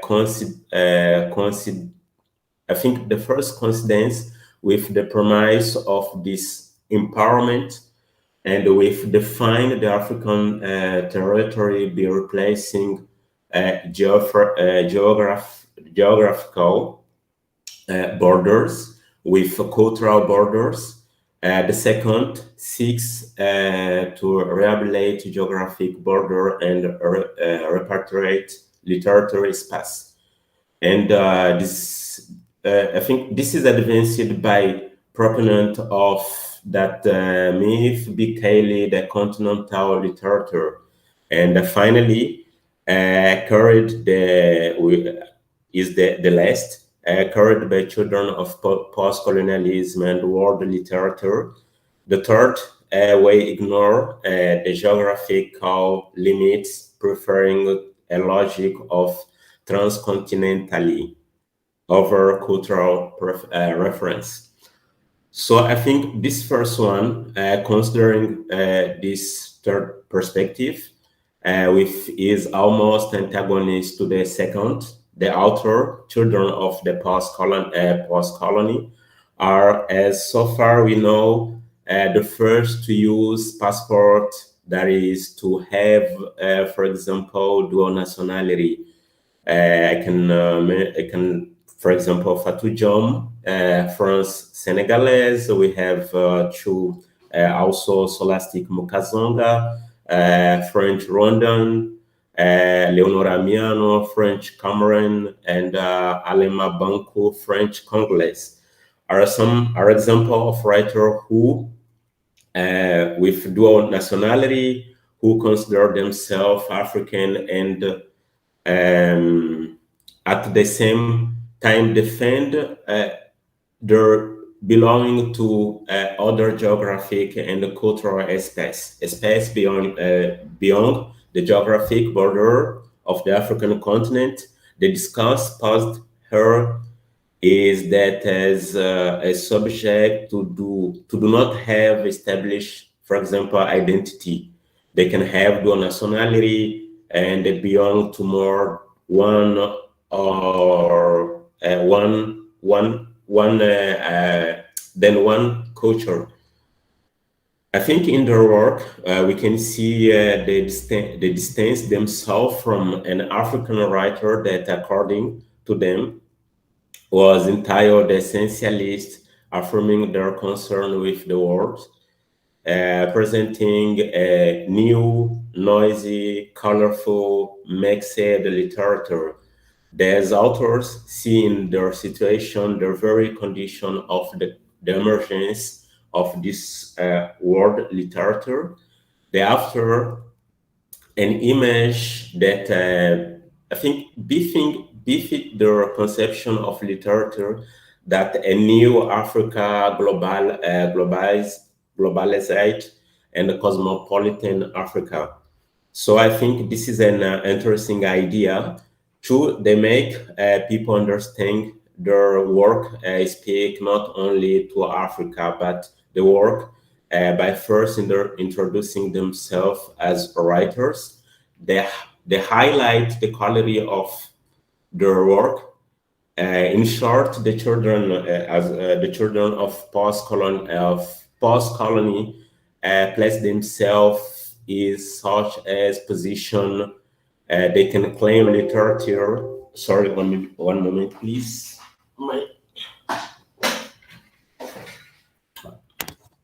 Sorry,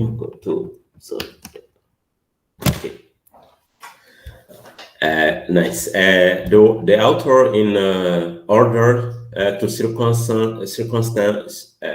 circumvent the paradox represented by their condition as just parasite, will seek to bring Africa back by proposing other definition of territory free of geographical criteria.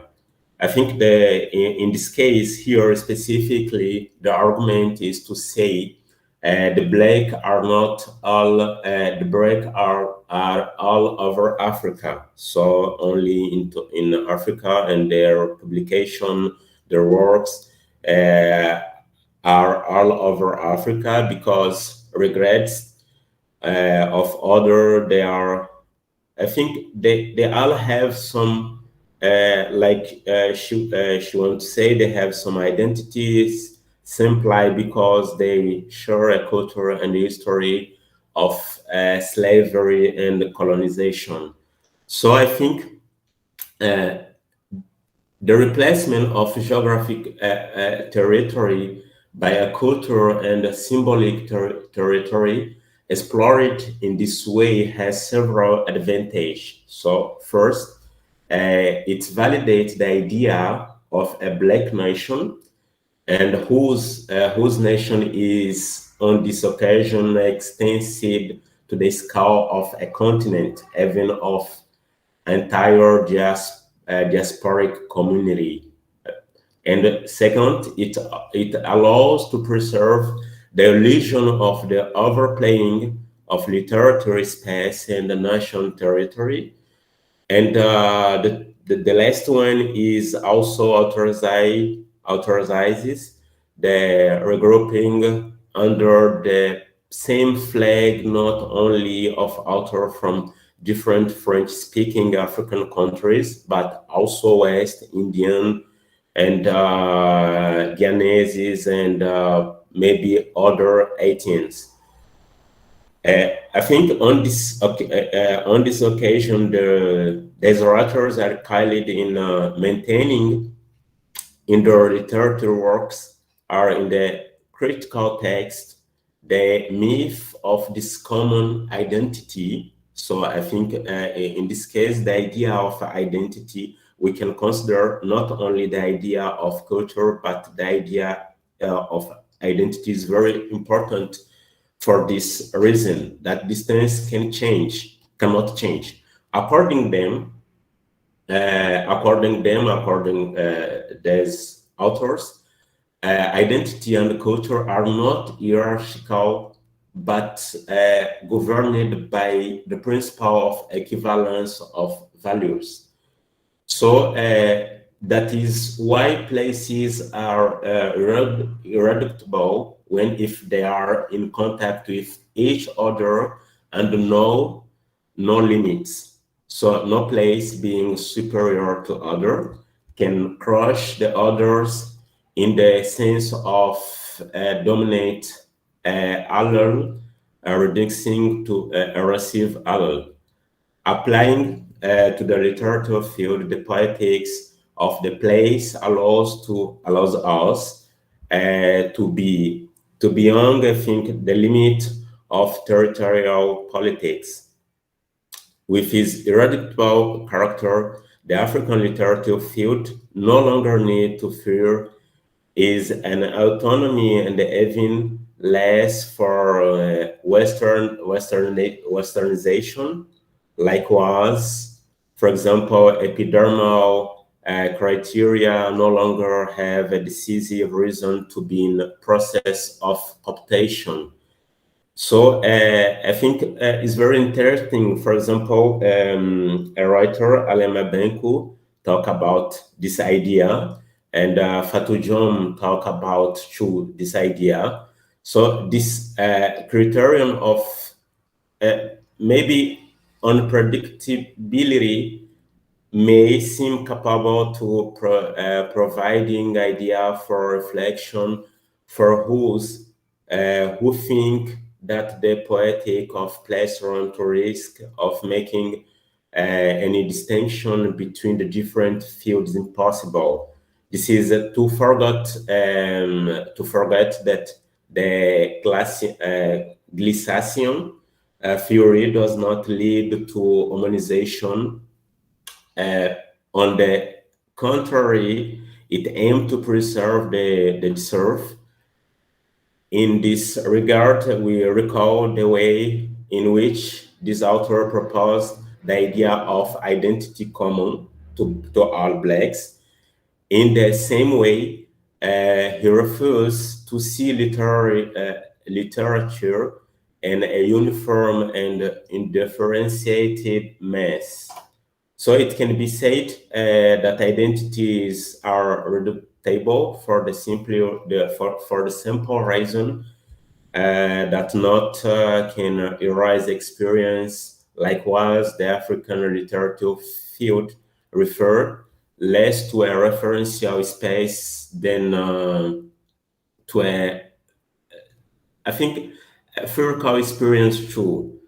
So it is contained in the gesture by with in the first half of this 20th century. Writers and critics whose to distance themselves from the French literature field in order to found Black African literature field. So we have maybe the first time they dislocate the thinking about the literature, and the second time they think about in another kind of literature, considering people of not only from Africa, but people from other countries, so Black people of other countries and other places. This is how the concern with the world and the search for example, hybrid writing, the world literature, open windows, go hand in hand with disqualification of holy section of French literature. Closed doors, outdoor, is the word nothing, for example, that Michel Lebris is Rabelais' self-fiction in the second collective volume of the proponent of world literature. So I'm going to say the name in French is Je suis un autre pour identité monde. I think maybe the definition is we can have one identity and consider, like I said, other identity of other places and in the world. In fact, let me have 5 minutes. Okay, thank you, Marcello. I think, in fact, with the logic of territory borders, even, I think porous ones remain well defined, and crossing is only recommended if they are predictable and comfortable in the result. And the other hand, at its border are incalculable, the place is favorable to creolization. So I think one of the best and interesting idea is from Edward Glisson, like I mentioned, specifically that there is the crossing with added values to in the unpredictability.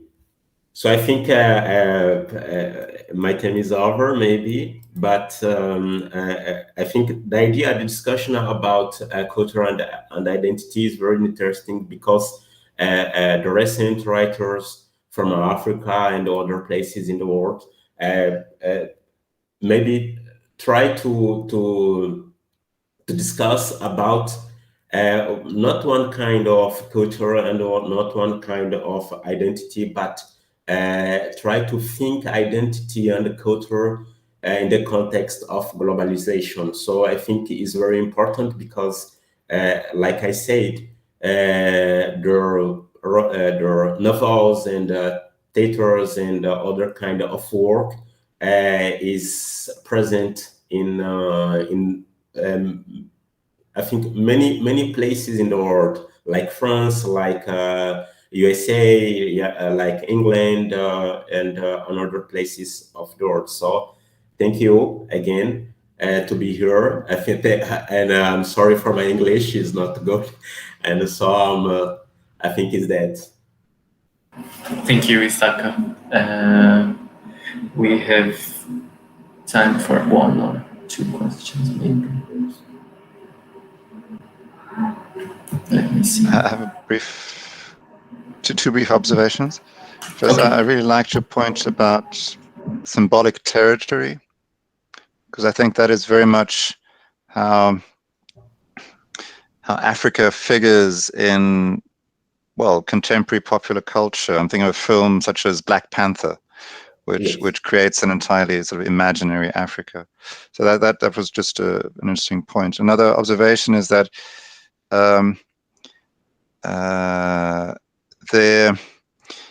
depending on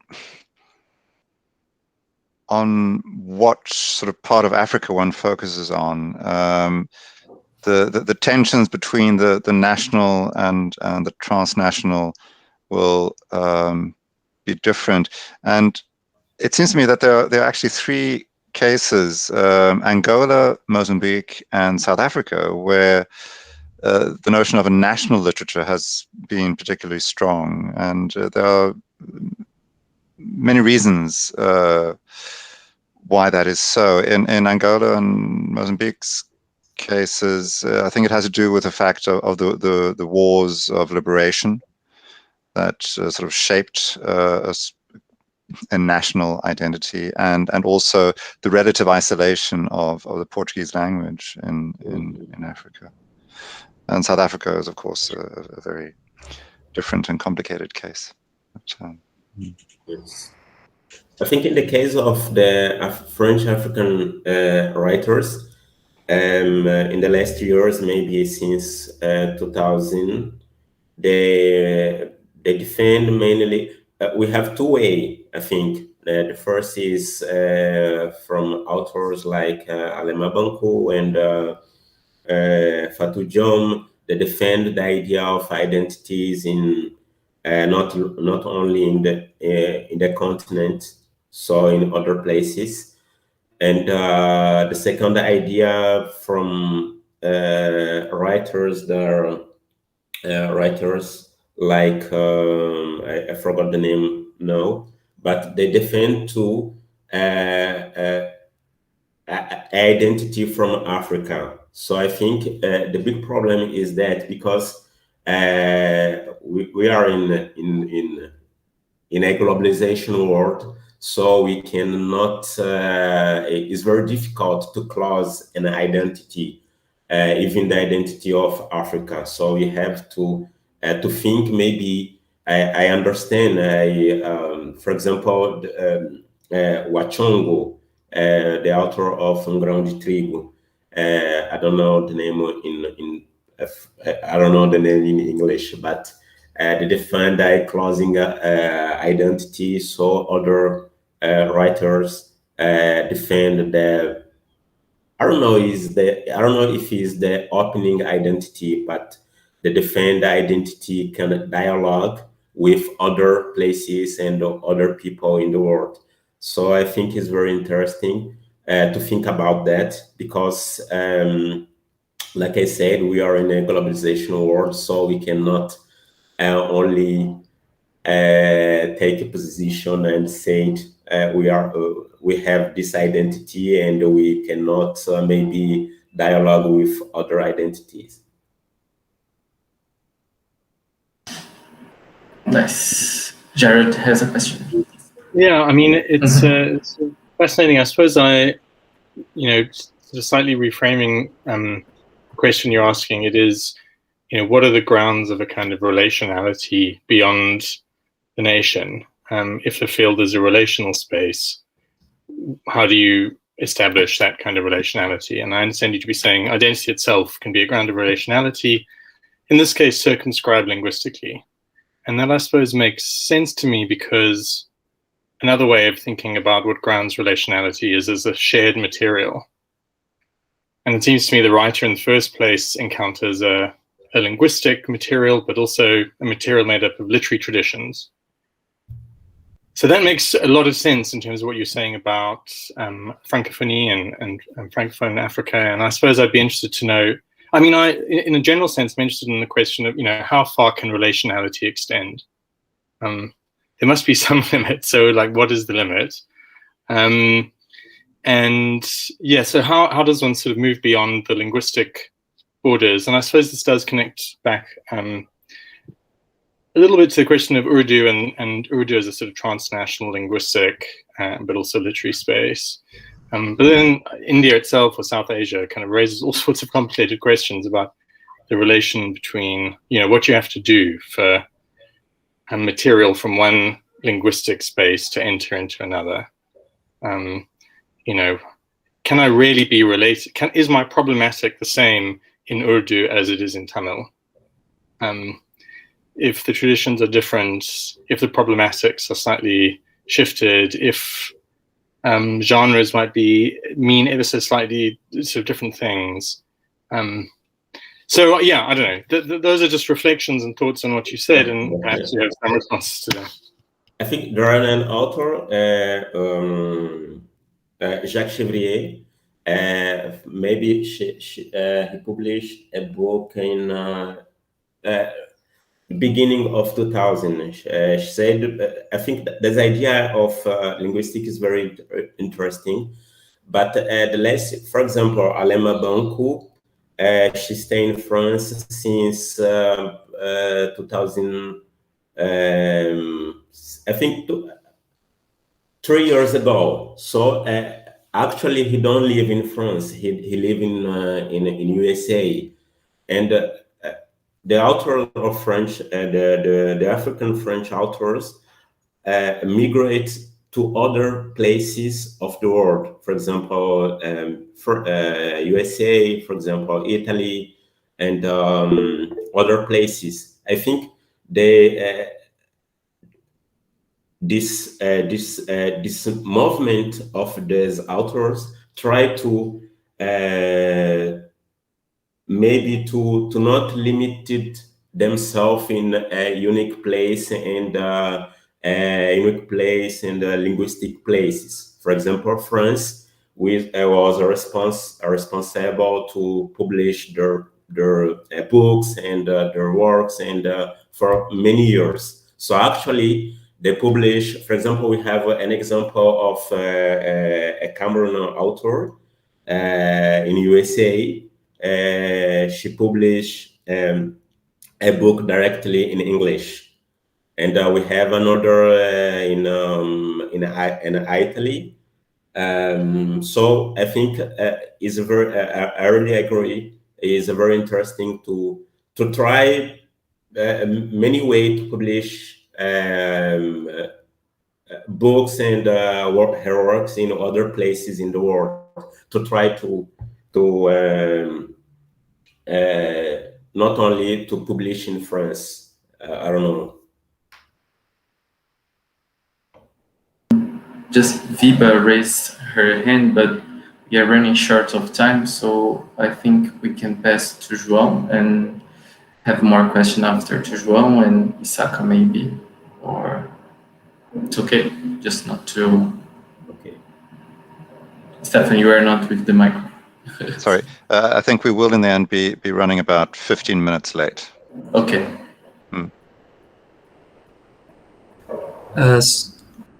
So can I proceed? Yeah, you can go, João. Okay. Thank you very much, Stefan and Marcello, for this event. And all the colleagues. Also, the presentations were so great and so thoughtful. I had a lot of thinking. I will. I have a presentation too. Can you see it? Yes. Yes. Thank you. So this presentation that I made is based on documents and interpretations that I researched and made for my master that I defended in 2016. But I returned to it now because I want to write some papers about concrete poetry in Brazil, and I am thinking about what this movement represents. So I will present some thoughts, some aspects that I think that is really interesting. my relations with the concrete poetry was because of this master, because I studied the relations of power and domination between São Paulo and Paraná, which is 2 federal states of Brazil, and I studied these relations to understand the work of Paulo Leminski, which is a writer who lived practically his entire life in Curitiba, that is Paraná. So the intention of these papers, still exploratory, is to demonstrate how in the period between the mid 1950s and until 1964, year of the military coup, which changed everything, but is to demonstrate how the city of São Paulo was consolidated as one of the artistic and cultural centers of Brazil in the Brazilian intellectual field, and how the disputes of this period in poetry reveal the games through which this rising was made possible. I think that poetry, the debate of poetry in this cases shows a lot. That the debate shows.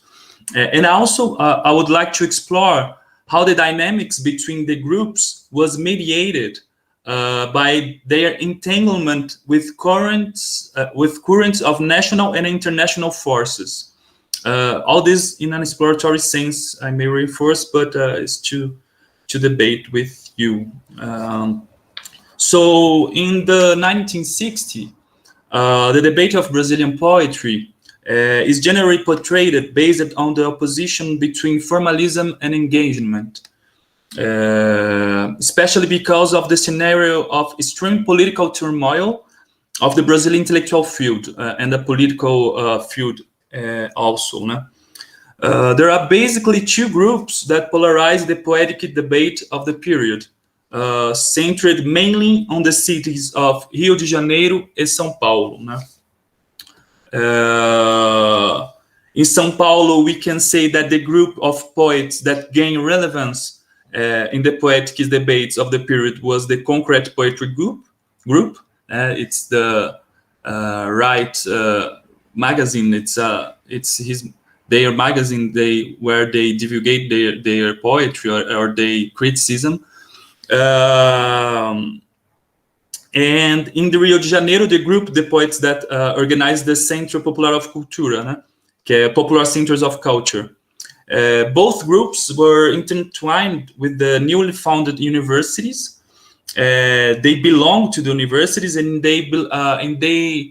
although the group of CPC, which we call, but the Popular Centers of Cultures, there were groups that were militants and they were leftists, but they were really next to the universities and to the debates of the university.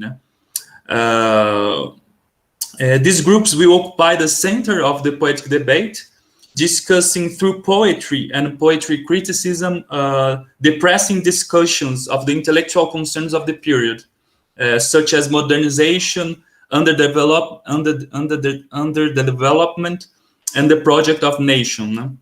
Due to the character of this presentation, I will use the trajectory of the poet Ferreira Goulart to expose the tensions I want to comment on.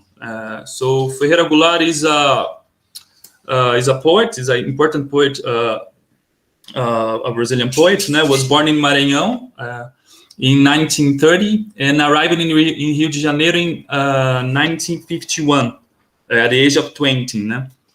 In the following years, he met Mário Pedrosa, an important critic who wrote several ideas about abstractionism and divulgate these ideas in newspapers of the period. And during the same period, he met the poets Augusto and Haroldo de Campos, and the important modernist poet Oswald de Andrade. And these encounters, these these meetings was largely due to the publication of Gullar's book A Luta Corporal in 1954. So after that, Gullar's approach to the movement known as concrete poetry or concretism. This movement in Brazil, in poetry, above all, formed by poets like Augusto de Campos, Haroldo de Campos, and Décio Pignatari, emerged in a wide cooperation with São Paulo arts movement of the period. Due to the experiences in abstract art in the late 1940s and the establishment of new modern art museums, artists and intellectuals emerged in the early 1950s, postulating artistic positions closer to the abstract art and concrete art, such as Mário Pedrosa and Waldemar Cordeiro. This is some works of Waldemar Cordeiro that has been made in 1950s and in the decade of 1950s. In São Paulo, above all, the new artistic institutions such as Art Museum of São Paulo and Modern Art Museum, as well as the densification of new spaces of sociability and circulations of work of arts, allow it to emerge of this kind of art, this kind of debate. So in the period, the great debate was about the figurationism and the abstractionism. No? There is another great event that is important to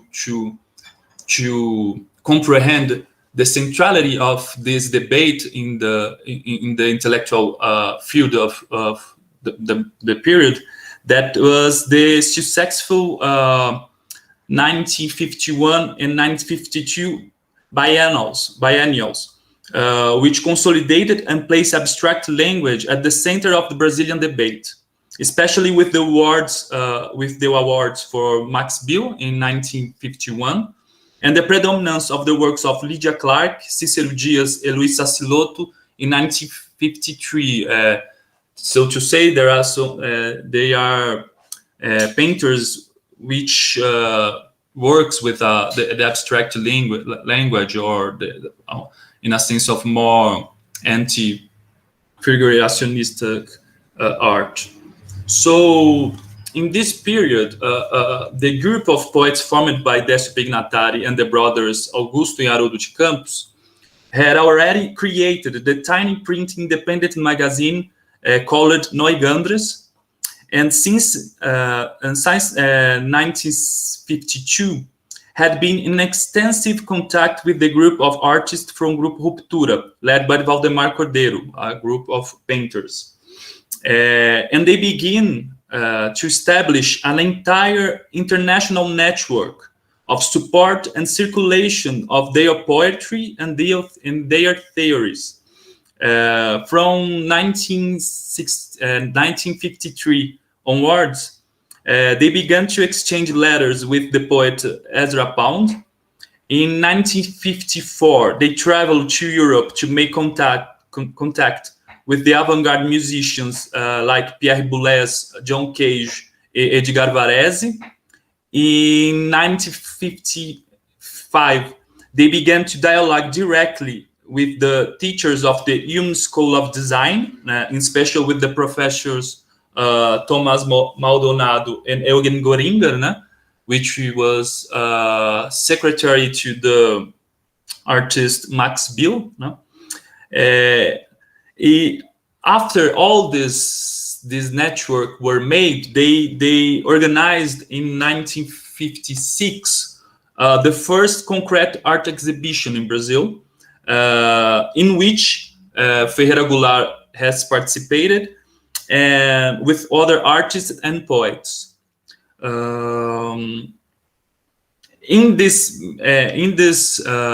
process, this is the sorry about the photography. The is low quality, but it's all that I found. So in this process, also in this period, Ferreira Goulart has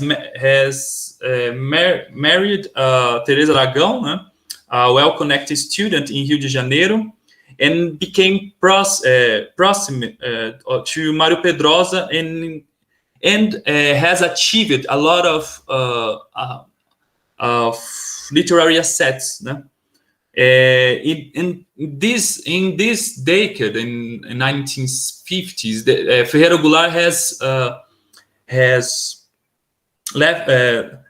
has changed his states among his peers. He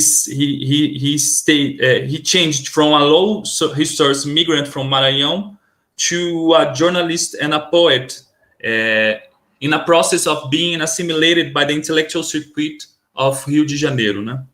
So it is important to remember that São Paulo in this period is in the verge of being consolidated as a cultural center in Brazil, with the creation of important cultural institutions such as the University of São Paulo, such as the MASP, we call it MASP, but it's the Museum of Art of São Paulo, IMAM, the Modern Art Museum.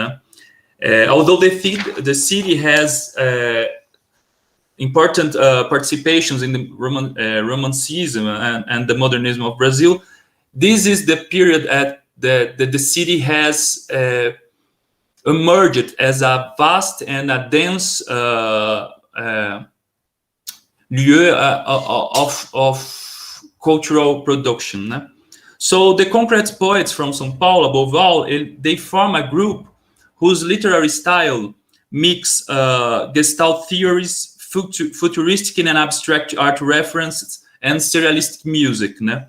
And above all, they relied on the institutional gains of abstract language, supported by the contemporary art museums in São Paulo, museums which were financed by foreign capital, mainly by the Rockefeller Foundation, and they relied also that the symbolic game hoarded by the biennials, which, a part of being stimulated by the local industrial elite, were linked to the U.S. Department of Defense. This network of defense, this network of support, dissemination and international circulation of concrete poets will also be used as a symbolic stamp that this group will display and operate in its political and aesthetic positions during the late 1950s and the early 1960s. All magazines published by the group carry the group list of exhibitions, quotes, and international circulations as a symbol of the group's strength and importance. Ferreira Goulart assimilations to the Rio de Janeiro intelligentsia will allow him to dispute with the group of São Paulo the liderance of the movement. So this will consummate in a so-called new concrete rupture. Although this rupture was given through manifestos and it has already previously been sketched by Mário Pedrosa, Mário Pedrosa has written a text in which he separates the concretes of São Paulo and the concretes of Rio de Janeiro, and the rupture will be in the same terms that he has established. I think it is important to emphasize that this rupture relies on a certain institutional specialization between Jornal do Brasil, a newspaper from Rio de Janeiro, where new concrete members will publicize their ideas, and the São Paulo group, which its magazines, Neugandres, Invenção, and its participation in the literary supplements of the press of São Paulo will be important for them to consolidate their position. So even though they are really, the discourses are really similar, the concrete poetry or new concrete poetry, there is a kind of specialization and a distance between them due to this use of different institutions. So Ferreira Goulart will write a lot of texts to justify the new concrete avant-garde, not only against the concrete poetry, but also against the concrete art in general. But in 1961, he will turn to politics, and he will abandon this discourse of avant-garde, and will become a member of a member of the government of the new president of Brazil, that's Jânio Quadros, né? And he will be invited to the direction of the Cultural Foundation of Brasilia, which he accepts, né? And later, with all this social upheaval that the country enters after Jânio Quadros' resignation, Goulart was already immersed in political activism and in relations to the Union, the National Student Union, that will be an important cultural institution in Brazil. It is important to remember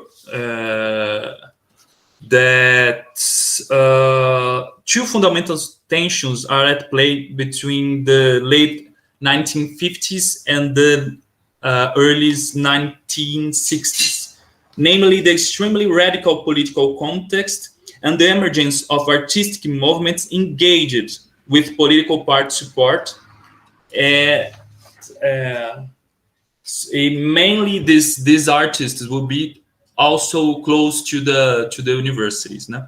So we could say that since 1945, there was a whole network of relations established by the Communist Party of Brazil that united from schools of samba, the Nationalist School of Concert Music, and intellectuals such as Jorge Amado, Carlos Drummond de Andrade, Graciliano Ramos, which created a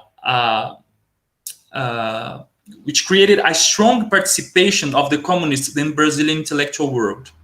In this sense, it is important to point out the opposition from the communists to all the São Paulo's arts biennals against the abstractionist positions that, according to the militants, embraced decadent and imperialist values of the United States. All this with a strong presence in the social sciences, with important intellectual magazines, and with a bunch of great names in literature. So all these gadgets, I don't know how to say this, but all this displays in all this close to the Communist Party. No? All these intellectuals next to the Communist parties try to put the question of national reality and struggles as the biggest concern of the artistic production. Just as reference, the name of the text by the playwright Gianfrancesco Guarnieri. Né? This was a really important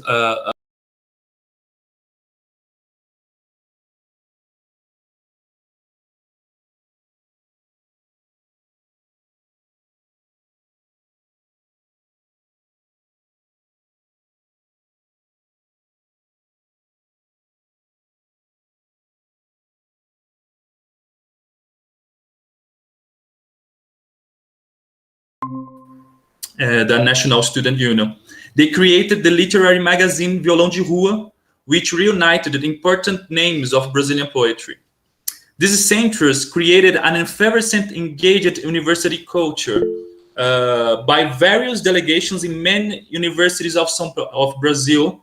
It can be said that these magazines close to the Communist Party, they formed the nationalist pole in the intellectual field, with intellectuals and writers linked or close to the Communist Brazilian Party and the Higher Institute of Brazilian Students, that is a institutional of of research are really important to do the contest also. Né? So the Ferreira Goulart's trajectory go through all these important moments of Brazilian poetry between 1950s and 1960s, exposing the codifications between international circulation and national bounds that were established in groups at the time. The split between a poetic engagement, as to say, the manner in which the avant-garde movements reflects about their ways of producing poetry, no? And the engaged poetry will point to different instances that are supporting symbolic production at the period. On the side of poetic engagement, a commitment to poetry as a specialization that benefited from the new patronage of the city of São Paulo with new museums, new galleries, and new presses. The split between concrete and new concrete poetry is a result of the personal expectations, mainly the expectations of Ferreira Goulart about himself, but also express two powerful press networks that will be the most important vehicles for the discussions of literature in the period. The emergence in the same period of an engaged poetry will have directed links with political parties, especially the Communist Party and its network of international relations, and with the Brazilian state of the period, in which Ferreira Goulart has worked, in which he has supported also. And this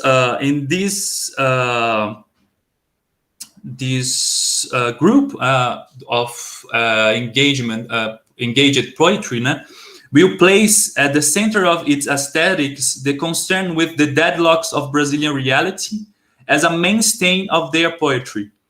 So international aspects of foreign policy will also come into play in these institutions, in which the polarization between concrete avant-garde groups close to museums based on United States models and founded by American foundations, and the committed artists who will denounce this new patronage from a leftist and even a Marxist perspective will give the tone of how the debates among the poetry in this period will be made, and how all these agents all these artists and poets in the period will perceive how they have to do and how they have to realize their works.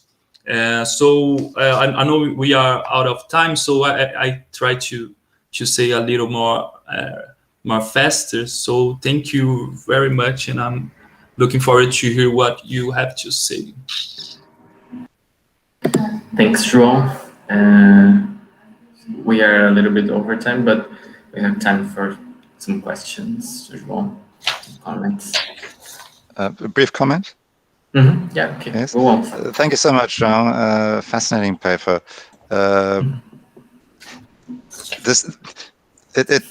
As you say, this is on the one hand such a deeply national story, and especially this São Paulo, Rio de Janeiro rivalry. I mean, it's so arch Brazilian, but it is, as I see it, really overdetermined by the Cold War split of those decades. And I mean, there's recent work by people like Monica Popesco, who's an Africanist scholar. She talks about the two aesthetic world systems under the Cold War. And in African context, you could see how it played itself out on the one hand through a sort of covert funding from the CIA, which really supported high-profile African writers in various contexts, Skian Paklele, Wallace Wink, and so on. And they weren't aware that it actually came from the CIA. But a certain certain modernist style was promoted there very much in that cultural policy. And then, of course, on the other hand, we have the communist internationalism, which always tries to transcend borders, but which promoted another aesthetic approach.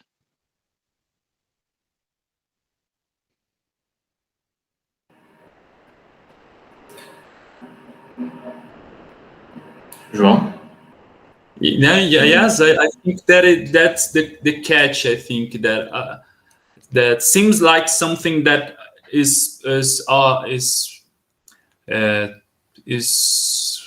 don't know, is this it feels like something of Brazilian field, but it's though it's I don't know, the words in English are escaping me, but it's kind of all the positions that the poets made, all the things they write, you can dissolve in of course in poetic and aesthetic forms, but also have something off, something that is that reveals of their politic positions or their institutions that are founded. So what amazed me is the thing that you can make a reading that so you can see just a parochial thing in São Paulo and Rio de Janeiro dispute, but also has the world in its most ambiguous form, making through this debate. So I think it's a thing that I don't recall to have to noted when I was writing. So, and I wanted to write now about it. So yeah. And Jacqueline has cited Robert Schwarz, and I think it is interesting because our literature, our reflection about our country has 2,000 years history, but also have always put in reflection this movement of importation and this movement of we have in the 19th century the great question was, how do we write a Brazilian literature? How can we make it? And now our great writer of the 19th century was not perceived as a writer that wrote in Brazilian or wrote in a Brazilian literature. He was perceived as a man who imitates the English, the Stern or Chateaubriand, and has no engagement in doing Brazilian literature. So it's I don't know. I think it's a lot to think of.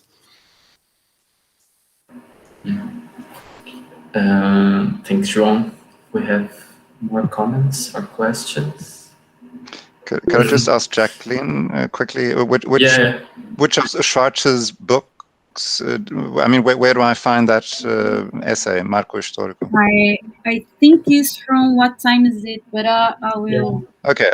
In that case, I have it. Thanks. That was really fantastic. I mean, I have to say, I am a sucker for presentations that include covers of little magazines and go into detail about poetic communities. I was thinking, and I was thinking about the part that abstract art plays the New York poets at basically the same time. And it seems to me on the surface quite a different poetry. I wouldn't think of O'Hara as anything like a concrete poet.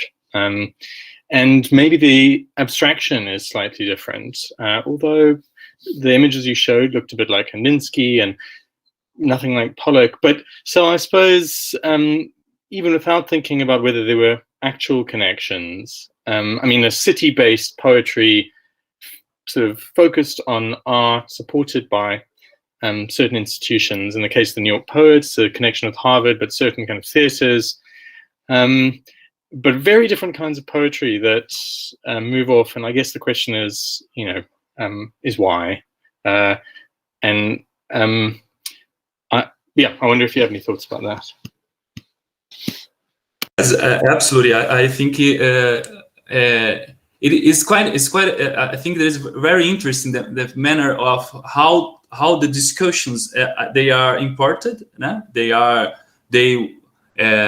They receive a national treatment, but also they are operating about ideas that are circulating in all the world. So I think for the case of concrete poetry in Brazil, there is quite a dispute, a really strong dispute between these writers and a group of critics, the literary criticism that emerged in the University of São Paulo. That was they are all too close, but they are all also enemies. So, and it is in this occur because in Brazil, I think the university, above all, the University of São Paulo, we will manage to have a really great power of consecration, of institutionalization, of reflecting about the nation, or reflecting about what is art or not. So the great critics of Brazil, they belong to university and they are respected by the writers. That it's not quite obvious, but in Brazil, this is something that I think there is a quite of singularity. There is this relation. And this group that was formed in the University of São Paulo somehow won a dispute that this group of concrete poetry does not won. So this group will be in another university, and there will be a dispute about between departments of literary theory, which theory is the better. So, and there are a lot of I think institutional dispute, such as and I think this is quite my interpretation, that because the impact of this poetry in Brazil was small. But until they are until now discussed, because they managed to enter in these departments and they managed to give this continuity of debating of. So, and there are two great lines in Brazil. There are the line of Antônio Cândido, Roberto Soares, and there are the line of Haroldo de Campos, the tradition, and there is it's something like sociological view and a formalistic view. But if you contrast the way that Antônio Cândido treats literature and our way of sociology of literature is not the same, but it's a gradation. Yeah, but a lot of people, a lot of writers like Haroldo de Campos, Paulo Leminski, called Antônio Cândido and Roberto Soares of sociologists.